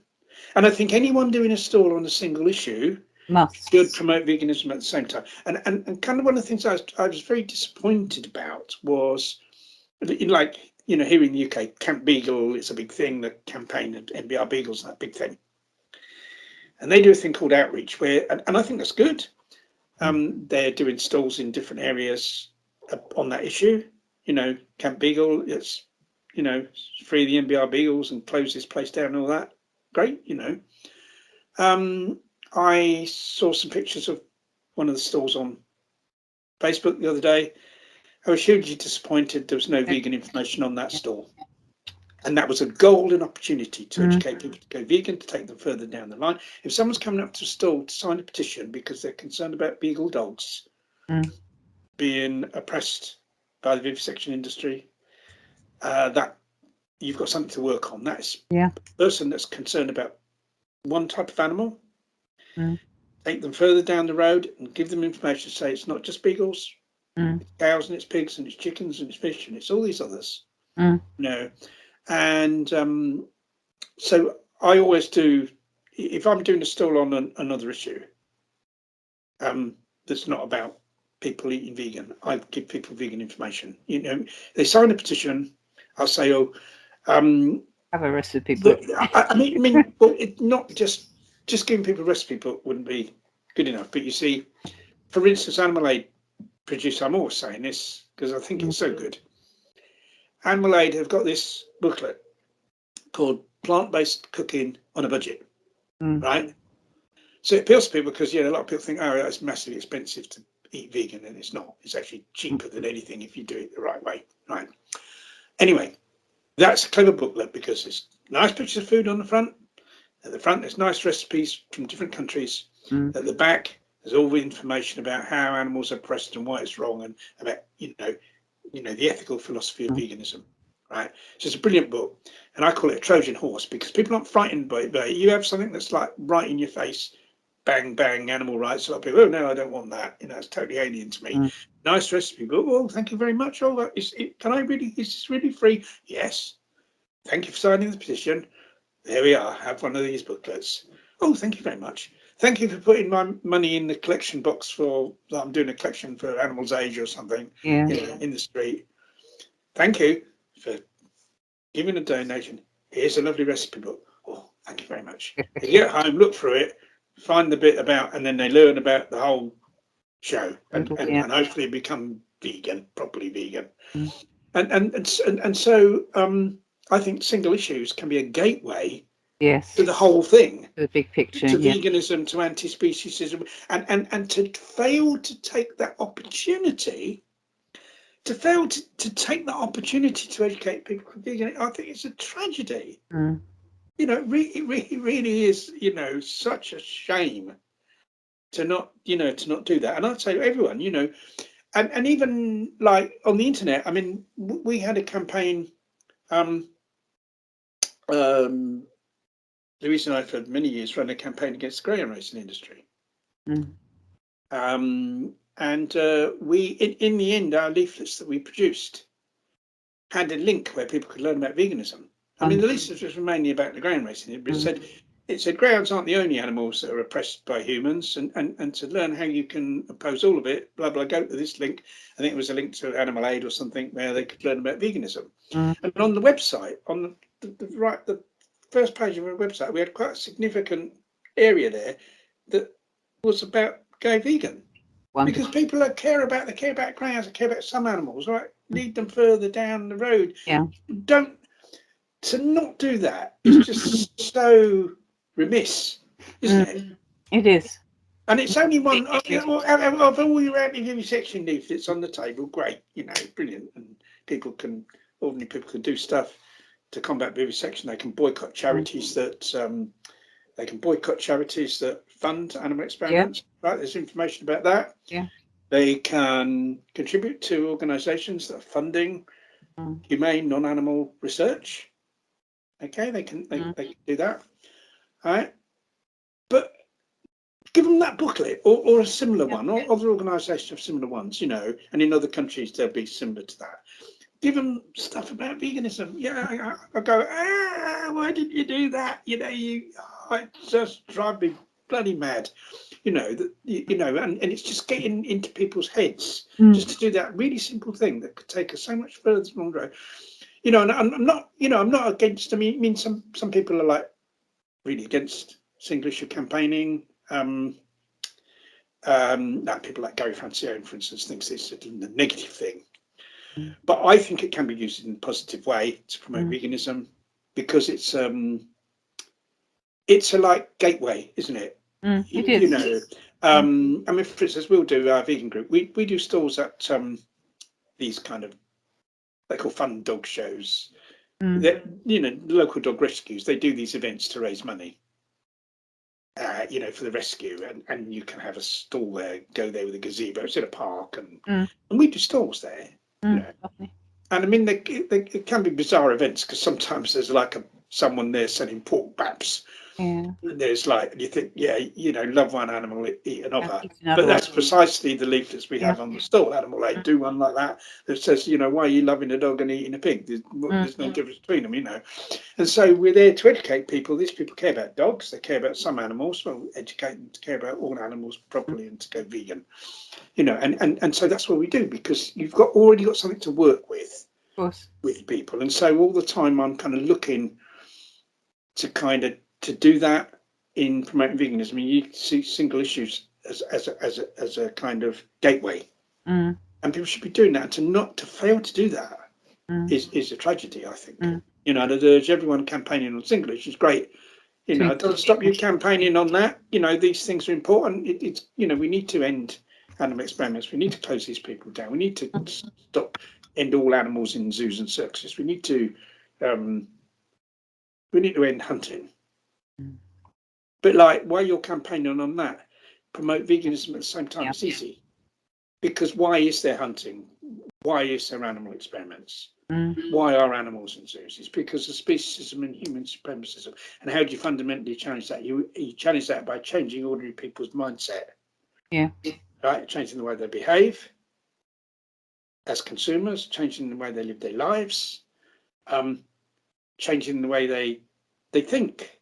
You know, if people change how they behave, then they kind of change how they think at the same time. It's all part and parcel of the same thing, because it's a personal thing. You know, people as individuals contribute hugely to the oppression of other animals through how they behave, through how they live their lives, through how they are as consumers, how they impact on the environment, how they vote. You know, if we ever want an end to, you know, how are we going to really end animal experiments? By a law in Parliament, right? Banned, you're not allowed to do it, right? That's how we really end it. How are you going to get that? You need the right MPs in Parliament to vote that through. How are you going to get the right MPs? We need more decent people becoming MPs. We need more vegans becoming MPs. You're becoming politicians. How do you get that? You increase the number of vegans, and you'll have some of them that will be what appeals to them. It doesn't appeal to me. I'm a campaigner, not a politician. But there's some people I know, vegans that are politicians. That's what appeals to them. Great, we need more. The way you get more is create more vegans, right? You create more vegans, and you've got more vegans to vote for that people, and we completely change the political landscape of this country. And this is the fundamental. You see, people miss out on the most important fundamental thing we need to do to achieve animal liberation, right? And it's not shouting, it's not smashing things up, it's not waving banners and placards. It's educating people to go vegan. And it doesn't need to be in any way stressful. It's gentle. You know, some people say, well, it's boring. Yeah, but it's not about what, it's not important whether things boring, it's what works. You know, like, because we're not in it for ourselves. So I want to do something that like gets my emotions. You know, I want to be outside a slaughterhouse and cry at animals going in there. I want to kind of shout outside the laboratory. Who are you doing that for? Is it about your feelings, or is it about, you know, analysing things and working out what road we actually take that has some real chance of leading us to animal liberation? Right? And that isn't an exciting journey, right? It's a very methodical journey, and it looks at how people operate, it looks at how society operates. And you see, the thing is, you know, like, you know, this slogan, isn't there? And remember, some people remember it as old as me, like, wasn't it Wolfie Smith, you know, what was it? Oh, yes. Susan Smith, wasn't it? And this thing, you know, power to the people and all that. Yeah. People already have the power. They do. People don't need to be given the power. People already have the power. Because people have, first of all, the power to change their own behaviour and how they impact as individuals. And they also have the power, if they so wish, to stand as a political representative. And they also have the power to vote. Right? We live in so-called democracy. We live in a so-called representative democracy. It's not perfect, but far from perfect. We don't have a perfect voting system. We need voting reform. We need some sort of transferable vote. So, you know, and that would be a much better democracy. I mean, there's lots of things that can be made more, you know, democratic. I'd like to see massive changes in how everything's administered, you know, of course. But even with what we got now, we could make huge changes. We could. If people voted the right way, you know, we could have a government that would end all these things, that would move us rapidly towards, you know, to plant-based food system. You know, that would abolish animal experiments, would abolish the fur trade, would end all these things. Right? And the only way to do that is educating ordinary people. So people use their power as consumers, right, and as voters in the right way, instead of in the wrong way. They've been encouraged to use it in the wrong way, haven't they? They've been encouraged to, well, eat meat, vote for the Tory, you know, Do you know what I mean? And like, we've got to combat that. And unless we do something about that, that's going to carry on forever. Just to ignore it, so I don't want to be involved in politics. If you say that, what happens? All the bad, all the Tories that, oh, lovely, all the good people ain't going to be involved in politics. That means us bad people, we've got free reign, we've got an open bloody playing field. Yeah. It's a huge, error of like judgment that we have to challenge. We have to be the ones that call the shots. We have to be the ones in charge. Because if we're not in charge, the other people will be, and there's no alternative to that. That's the way the cookie crumbles. That's reality, right? And so we have to be in charge. We've got to find a way. How can we be in charge? How do we get in charge? Because you're never going to turn everyone vegan. No. I'm talking about real vegan. For having you're never going to get everyone to adopt a philosophy of animal. Just as if you're never going to make everyone anti-racist. You're always going to, you're always going to have something. But in a sense, that doesn't matter. What matters is how people behave. And if someone wants to eat meat, but they can't because there ain't any, and you're not allowed to, and there's no animal farming, well, then they've got to eat a vegan diet. They're not vegan because veganism is a philosophy, and if you don't accept that philosophy, you're not vegan. But they'll be plant-based because they've got no fucking choice. And that's how we need to make it. Exactly. You might want to do these things to animals, but you make any attempt towards that, and that's bang straight on you. That's it, right? Because we're in charge, we call the shots, and anyone that goes against what we're for is straight down. And that's how it's got to be. It's the only way. That's the only way it's going to work. Right? And that's the reality. We've got to stop this kind of. There's been a lot of hippie type stuff, Let's live in the real world. Yeah. Wake up and smell the coffee, or in my case, it would be the tea. Tea's not very smelly, is it? Really? Well, I suppose it depends how long you leave it. Yeah. But let's. This is how the world operates, and let's get real. We need to be the ones in charge. How do we do that? And you do that by changing ordinary people, and that's what we've got to do, and that means education. And I said it's not exciting. No. But who says the revolution has to be exciting? I don't think it has to be exciting. As long as it's the revolution, I don't care how boring it is. I'm going to do it. Definitely. Because the end is exciting, isn't it? The end that you achieved. Yeah, the thought of the animals are free from oppression by this horrendous tyrant. Yeah.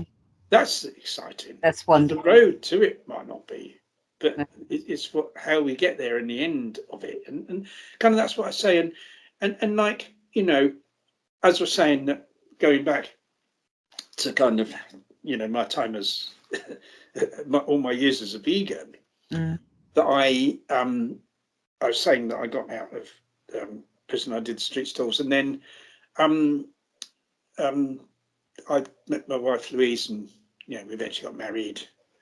Some years later, we were together ages before we got married, and we adopted a greyhound, and we started doing some work for Greyhound Rescue, doing home checks and transportation of dogs. And I was thinking, well, why are there all these greyhounds needing homes? And I looked into it, and it was horrendous. The number of dogs that they were the lucky ones, because there's loads, thousands died because of the dog racing industry.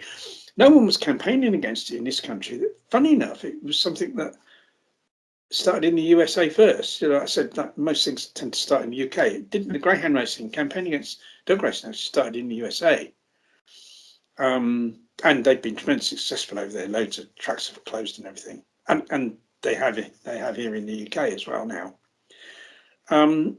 And so we started a campaign, and a lot of animal rights people said, "What are you campaigning against that for? It's only dogs running around the track and they enjoy it." We said, "Well, no, you don't know. You don't know the truth of it.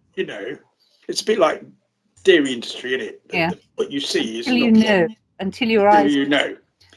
So we did it for 13 years, and we, it was a very successful campaign. And then other people took it over, and they've taken it to new heights. They've done a lot more with it now, which is great. But as I said, we did try to incorporate vegan education into that. And then I kind of, when I stopped doing that, I then got into what I kind of really wanted to do, which was the vegan outreach. Mm. And I got involved in a number of sort of local vegan groups. Wonderful. And then I've started one right in the area where I live a few years ago, and that's, you know, we do loads of stuff. And what I try to do is sort of like, I don't believe in telling people what to do and not doing it myself. Exactly. And you do get people that do it. I think what you should do is blah blah blah. But Yeah. they say, "Well, do you do it?" And they go, "Well, no, I just tell you to do it." And I think, Mm. well, no. I mean, what I believe in, you know, I do stuff locally, and then I say, "This is what we do locally, and you could do the same where you are." Mm. It's an example. This is an example of how you can have a community-focused vegan outreach group, or vegan group that does a lot of outreach, right? Because you kind of have an aspect to it that kind of helps people with their veganism. Like, you know, people do put recipes and shit on there, but that's all right. You know, new vegans and that's useful, but there's a lot of campaigning. And so, look, this is what we've done. You know, this community, the idea is that we want to veganize our area. We want to change this area, right? Which means you change people's attitudes, you reduce the demand for animal products, you change eventually people's attitudes politically through that, so that you eventually get decent people elected to local authority. You know, the MP you sent to Parliament is a more progressive person. You know, eventually, as you've educated more and more people, right? And to kind of have this an example here and say to other people, you could do that in your area. Yeah. Do the same. And this is the idea. We need to, you know, like this saying, charity begins at home. And I kind of believe in that. Because, like, why are you going not 200 miles away to do something, demo, when your own area, there's all these people ain't vegan? No. You know, all these people, even if you're camping on an section, like, locally, there's things that ordinary people can do, as I just said.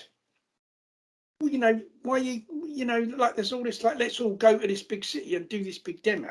Where you live, what are you doing there, you know? And I think this is a huge problem, that there are so many towns and so many, well, some small cities and certainly suburbs of big cities, where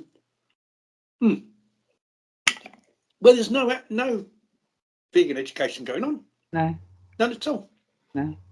And what we need is for people to think, well, I'm going to focus on, no harm going to a big demo occasionally. I mean, it kind of good for the spirits, and it get together with the local.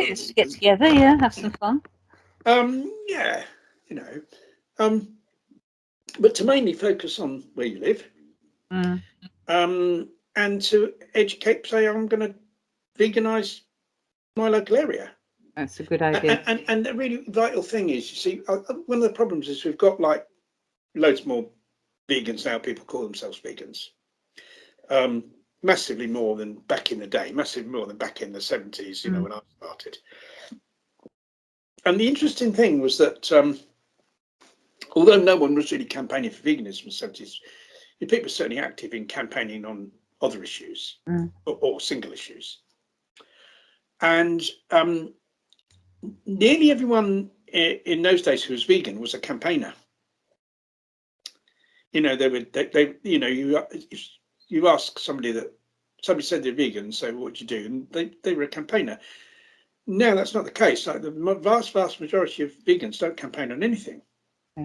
And I think that's tragic, because we've got this whole pool of potential activists. Just think, if every vegan campaigned for veganism in whatever way they can, and I don't mean that would be a loud, shouty way, giving out leaflets, helping at street stalls, you know, whatever way they can. Just spreading the word. Spreading the word. If everyone actively said, at every opportunity, I'm going to promote veganism, right? Just think how much education there'd be. Be brilliant. There are hundreds of thousands of people that are vegan got active. And so that's really important. And there's lots of things people can do as individuals. I mean, I carry around in my shoulder bag, I have, Handbag, yeah. People might get the wrong idea, like especially when I start kind of fiddling about trying to find a leaflet in there. Shoulder bag. Yeah.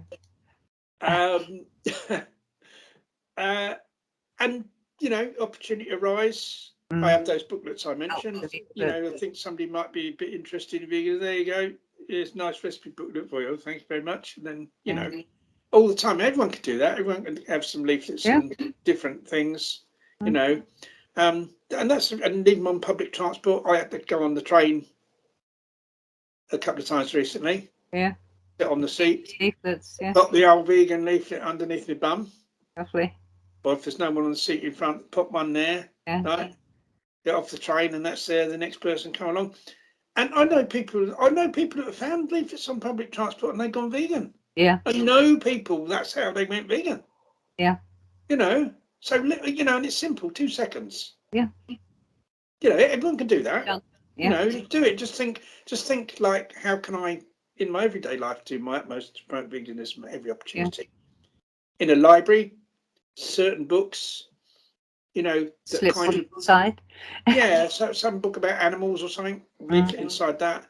Magazines and supermarkets, leaflets inside those. Relevant ones, the ones animal lovers ones, or ones about the environment or stuff like that. Yeah.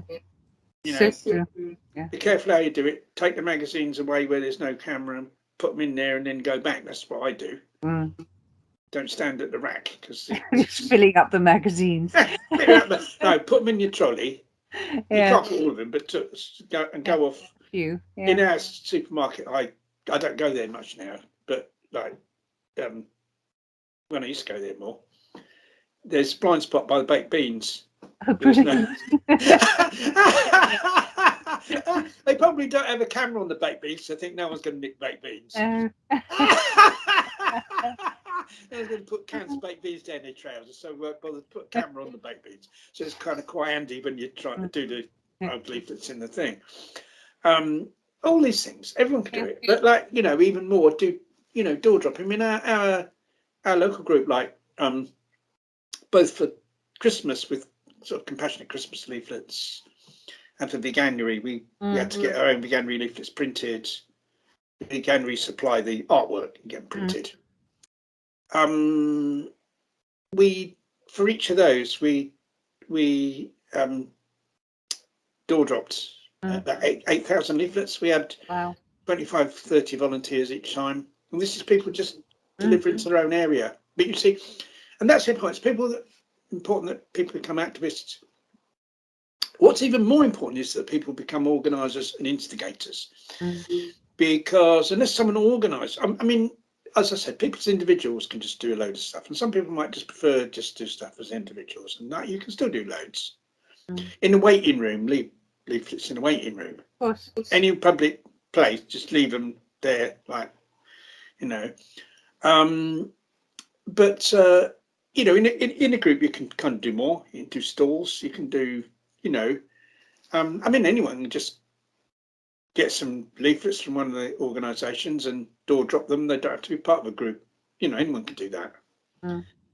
You're part of a group, you can kind of do more. Some activities really need more than one person to them, like street stalls need.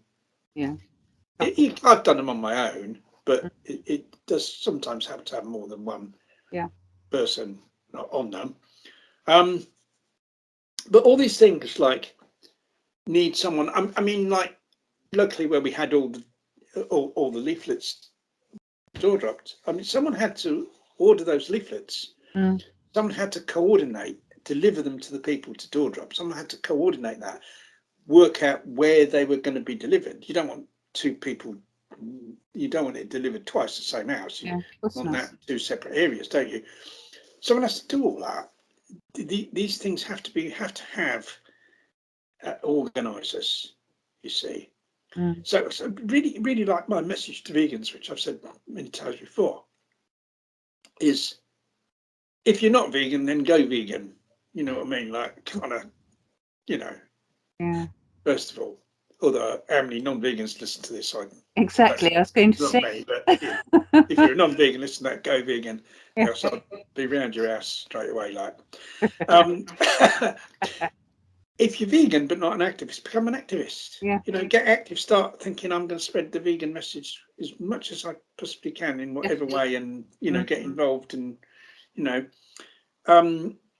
if you're an activist but not an organizer, become an organizer. Yes. You know, and even if it's just in a little area, see, everywhere there's kind of vegans kind of everywhere, really. And it's easy. It's probably not too difficult with social media to find some vegans near you. Get together with them, do a bit of door dropping. You know, do a stall at, you know, a local community event. You know, like they have these events in parks and you know, different things. You know, do in your little local area. Everyone can do it. You know, let's read, because the thing is, this is kind of really talking about the future. I mean, we sort of talk about the last sort of 50 years as a vegan from. You're going to cover the next 50 years now. The hard day, because of course, one thing I didn't say was, like, right at the beginning, when I first became vegan in the early 70s, one of the really big difficulties for vegans was that products, they didn't have to have the ingredients on. No. Food products. Yeah. And there's that story I've told quite a few times where we were happily eating peanut butter, and then a guy wrote away to the manufacturers. It was Sunpat at the time. I think that was the only one he could get. Yeah. A letter come back, you know, can you tell me what's in your peanut butter? And we said, well, what are you writing to them for? It's just peanuts. So what are you writing? He says, oh, I just want to make sure. Letter come back, there's only beef fat in the peanut butter. Oh, that's horrendous. Beef fat. Because what they did way back then, a lot of things now, like bread and other stuff, that now has vegetable oil in those days it had animal fat. Yeah. Yeah. So there's loads of stuff we can have, and you couldn't, you know, that, you know, there's this kind of famous you always hear the famous story of how do you know the vegan, it's the one that's reading all the ingredients on the thing. You know, we could do that, the ingredients weren't on it. Yeah, I kind of guess, you know, and kind of know what it was. Like, all this information got shared, you know, where people had written away to these companies, and you know, there was a kind of sort of rough list compiled of, you know, what was a vegan and what wasn't, you know. But it was difficult, and that, you know, and then that changed a few years later, a bit later in the 70s. That changed, and they had to start putting in. But it was like, that was like a real difficulty. And like now, like, you can go anywhere and it's everywhere. You know, it's so easy now to find out what you're eating, to eat out, and it's so easy to buy stuff, and it's just, you know, it's like fish falling off a log, really. And how anyone finds the slightest bit of difficulty in it, I just really can't understand. To be quite honest, you know, what's the matter with you? You know what I mean? Stop being such a wimp and kind of bloody, you know, kind of get on with it, you know. But yeah, you know, and so, you know, it's been, you know, it's been a long and very, very, very, very journey for me, and you know, my vegan 50 years of being a vegan. But like looking forward to the next 50 years, not that I mean, I'd like to be around for another 50 years, but I probably unlikely. Be a good example of veganism, wouldn't it? It depends what I look like, doesn't it? After 50 years, you know. I might look like one of the Rolling Stones or something, mightn't I? Oh, brilliant. So, you know, what does the next 50 years hold, you know, in terms of veganism, animal liberation? And I think it all depends. And I think it depends on one really crucial thing, and that is the amount of vegan education we can do. That is fundamental to creating the change that we need. The amount of vegan education we can do. And that really then depends on the number of vegans that are prepared to become educators. Most important of all, it depends on how many vegans are prepared to become organisers and instigators of action. And that is probably the most pivotal thing. How many organisers can we get? Because if in every town there were one organiser, a couple of organisers, every town, every suburb, everywhere, there was someone saying, right, I'm going to instigate vegan outreach in this area. I'm going to contact other vegans. I'm going to, you know, maybe form a group and do that on social media, whatever way you want to do it. People do it different ways. And I'm going to organise outreach. I'm going to, you know, organise door dropping, leafleting. I'm going to organise street stalls. I'm going to organise. I mean, even advertising. We advertise on social media, Good. and you can target a local area. Mm. And that's another thing people can do. Mm. I mean, I keep saying about this, and I can help people do it, and there's so little take up on it. It's like very, very disappointing. Yeah. You know, come on, it's ever so easy. It's easy when you know how. It's a bit complicated to set up. You set it up, it's easy once you know how to do it. Of course. And it's really, really effective. I mean, you get hundreds of people visiting vegan websites through, and these are non-vegans. You see, the trouble is, you're a vegan and you share things on social media. Yeah. You just keep Probably most vegans, but you're just going round and round. You're just telling other vegans about, you know, what's happened to the animals and like traumatizing them with horror pictures. I mean, you don't do that to ordinary people anyway. Because turn off, you have to be careful how you pitch it in terms of graphic stuff. Definitely. We don't use graphic stuff in our adverts. No. It's negative. I think that's a Well, negative. it makes people look away. You can do stuff that is moving, but not graphic, and that's where you need to pitch it really. It's ever so successful. So few people do it, and that's locally targeted. Locally targeted, and so the whole focus is on we're going to veganise this local area. We're going to use all these different ways of spreading the message. Brilliant. You know, and like even when we do single issues, like we've done collections to raise money for people, you know, activists trying to stop the badger cull, save the badgers, for instance. Well, when we do that and we have the street collections and stuff, well, we give people vegan information as well. Why not? Yeah. You know, they care about the badgers, you care about other animals as well. You know, just move a little bit further along that road, you know. And to me, that really, whether or not we achieve animal liberation, to me, animal liberation is like a kind of the idea of having a world where animals are no longer oppressed by humans. As close as possible we could get to that, you know. That's what we want. Not oppressed in any way, right? If we can achieve that, to me, funny enough, one thing's the main key to that is how many vegans become organisers and instigators of outreach. To me, that's the number one factor as to whether or not we'll succeed. If enough of them do that, I think we can do it. And if enough don't, then sadly, I don't think we will. And it covers everything, because it covers, you know, it covers the environment as well, because someone who's like really concerned about the oppression of other animals, they're not going to want to harm the environment. They're not going to want to harm the natural world. They're going to want to live in a way that doesn't do that, or tries, you know, they do their best to avoid that. And then in terms of voting, they're going to vote for politicians that want to protect the natural world as well. You know, and then again, of course, avoiding consuming animal products and promoting that also protects the environment, because you know, animal farming and industrialized fishing are huge contributors to the climate crisis, and you know, and the destruction of this destruction of other animals and the natural world, you know. So to me, that's, you know, what the next 50 years we don't know, and it all depends on that. And hopefully, you know, we're going to see far more change in the next 50 years than what I've seen in the last 50 years, I hope. But as you say, it's down to people now to take it forward. It's down to people that take it forward. I mean, all I can do is set an example.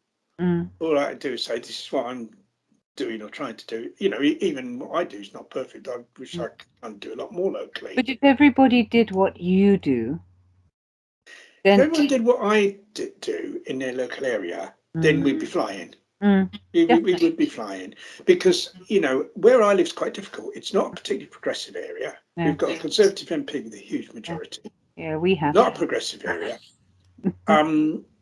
Some areas, you know, and so, you know, but, you know, in an area it's not progressive, right? We've had 30 volunteers out, you know, door dropping leaflets. That's wonderful. You know, so like if we can do that in here, What can people do in other areas like a more progressive than this, or like where it's like towns and cities? You know, there are far more vegans. Like you can do loads, and in cities, you know, don't think of a city. People tend to concentrate on the centre of big cities. Let's go in the centre of a big city, and we'll do something vegan event and blah blah blah. And that's brilliant. Yeah, great. You know, nothing wrong with it. But like, but they need to go to the what outskirts. about the suburbs of those cities where you've equally got like in a big city, you'll have suburbs, and those suburbs will have shopping areas. You know, I mean, when I used to do whale and dolphin stalls, I used to, you know, around Birmingham area. There's lots of suburbs of Birmingham and the Black Country, you know, where you can do stalls. You don't. It's not right in the middle of bloody Birmingham. No. You know, you could do, you know, these little shopping areas. You set up a stall there, and then you're aiming at the local people, or you can door drop leaflets anywhere, you know. And so it's this focus on let's all go in the big city in the middle and do a load of stuff, do something there, you know, very visual thing, which you can do. Think about central big cities, you've got the space, you've got big open spaces, and so you can have your big attracting things like your inflatable animals and things, which is great, you know. Other places can't do that. We couldn't do that locally. People wouldn't be able to get past, you know. There's a big cow blocking the road, and I can't do your shopping. Yeah, you know. But you know, it's whatever, and that's great in those areas. But like, you know, what about all these other areas? We need vegan education. We need it everywhere. Everywhere, and that's down to people doing stuff and organising stuff in their local community. You know, in their local area, and that's so important, and that's the key. It's the key to everything, you know, the key to everything. And like, I kind of think that this like all this noise going on, and I'm trying to get people to listen. It's a really simple formula for the achievement of animal liberation. But I think people are so.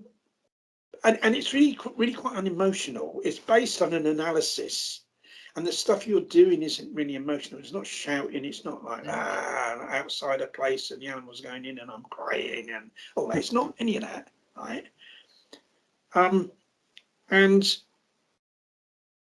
to get that message heard is so difficult because there's all this static going on. There's all these people. I'm doing this campaign and that, and you know, it's all that kind of high emotional stuff going on, to get people to say, well, no, hang on a minute, look, just sit and think, and let's analyze how this works, right, and let's find a way that we can move forward, and that we can do something that like will really create change at a fundamental level. And okay, it's not going to be quick, but none of it, whatever you do, none of it's going to be quick. No, but it's lasting. It's like, you know, every road's a long road, but there's a right road and a wrong road. I've done a poem. Oh yes. My goodness. That's true, isn't it? You know, quote of the year there. Exactly. Yeah, there we go. That you see that there is this simple way, very, very simple way forward that we can all be involved in. But people are so busy shouting and screaming and everything that they don't listen to that. That they don't want to stop just for a second and think. Think. You know, why are you having to go outside that lab? Why are you having to go outside that slaughterhouse or feel you have to go outside there? Why? You know, it's because of speciesism, isn't it? Human pessimism is fundamental human attitudes, you know, and stuff like that. Unless you change that, you're going to be having to go outside there forever. That's very true. It'll never change. No. And so we have to become more radical. But radical isn't the same as militant. Radical isn't, you know, necessarily about shouting and, you know, anything like that. It's about dealing with something at the fundamental level. Exactly. And carrying out actions that deal with something at the fundamental level. And those actions can be like kind of really quiet, not emotional, really. I mean, we're all driven by, I'm driven tremendously by anger, but it's a fuel. It doesn't control me. No. And that's how we need to use our, how we feel. It is as a fuel rather than something that takes us over and drives us in the wrong direction. Exactly, yeah. And I think that we kind of need to sometimes really sit and think about how we move forward, and that people do need to kind of hang on a minute, just hang on a minute. I know it's awful and these terrible things going on, but let's just think. Let's kind of go with this strategy that will eventually bring it to an end. Bring it to the end. It's the only way that it kind of will end. Yeah. And that's kind of what I say to people is my 50th vegan anniversary message, really. Wonderful. Let's achieve like the Queen's message at Christmas, this, Ronnie. My husband, she can't say my husband and I now, though, can she? No. At least one of them's gone, eh? God, the animals were rejoicing when that fucker died, weren't they? And me. Oh dear. But they need, I mean, I don't know whether they needn't have buried him or cremated him, just hit him with a stick and he just fell all to pieces, wouldn't he? There we go. We'll end up. On that note. On that note, we'll end. But yes, I mean, it's been, there's a lot of things I'd have done differently in my 50 years. But I kind of don't regret, the road I've taken, even though obviously people would say, oh, well, I've suffered hardships, I've been in jail and stuff like that. Yeah. But you did it for the right reasons. It's for the right reason. And to be quite honest, it's not that. You know what I mean? There are worse things than kind of, being given 3 meals a day and having your own room. There's people sleeping on the streets, aren't there? You know what I mean? Stop and think what animals go through. Yeah, and what animals go through, yes. Then there's no comparison, no matter how we suffer. No matter how our liberation. And I always thought of that. If ever I started to feel a little bit down or sorry for myself, well, hang on, just think about the animals and that. You know, there is. But people don't need to do that. No. I mean, yes, I mean, what's caused that to happen, did have positive results. I mean, the ALF definitely. was very, very positive. But I think it isn't so much that the ALF wasn't a bad thing; it was a very good thing. It's just that I think that we could have gone down a road that would have been even better than that, and we can still go down that road. Yeah, it's not too late. And no, it's never too late. And if enough people got involved, the change could come really rapidly. Most definitely. Because people say, oh, it's too late for that, like we're on the verge of this and that and the other. Well, look, it's only too late if not enough people get involved in it. Yeah, if people are complacent, then nothing will happen. No.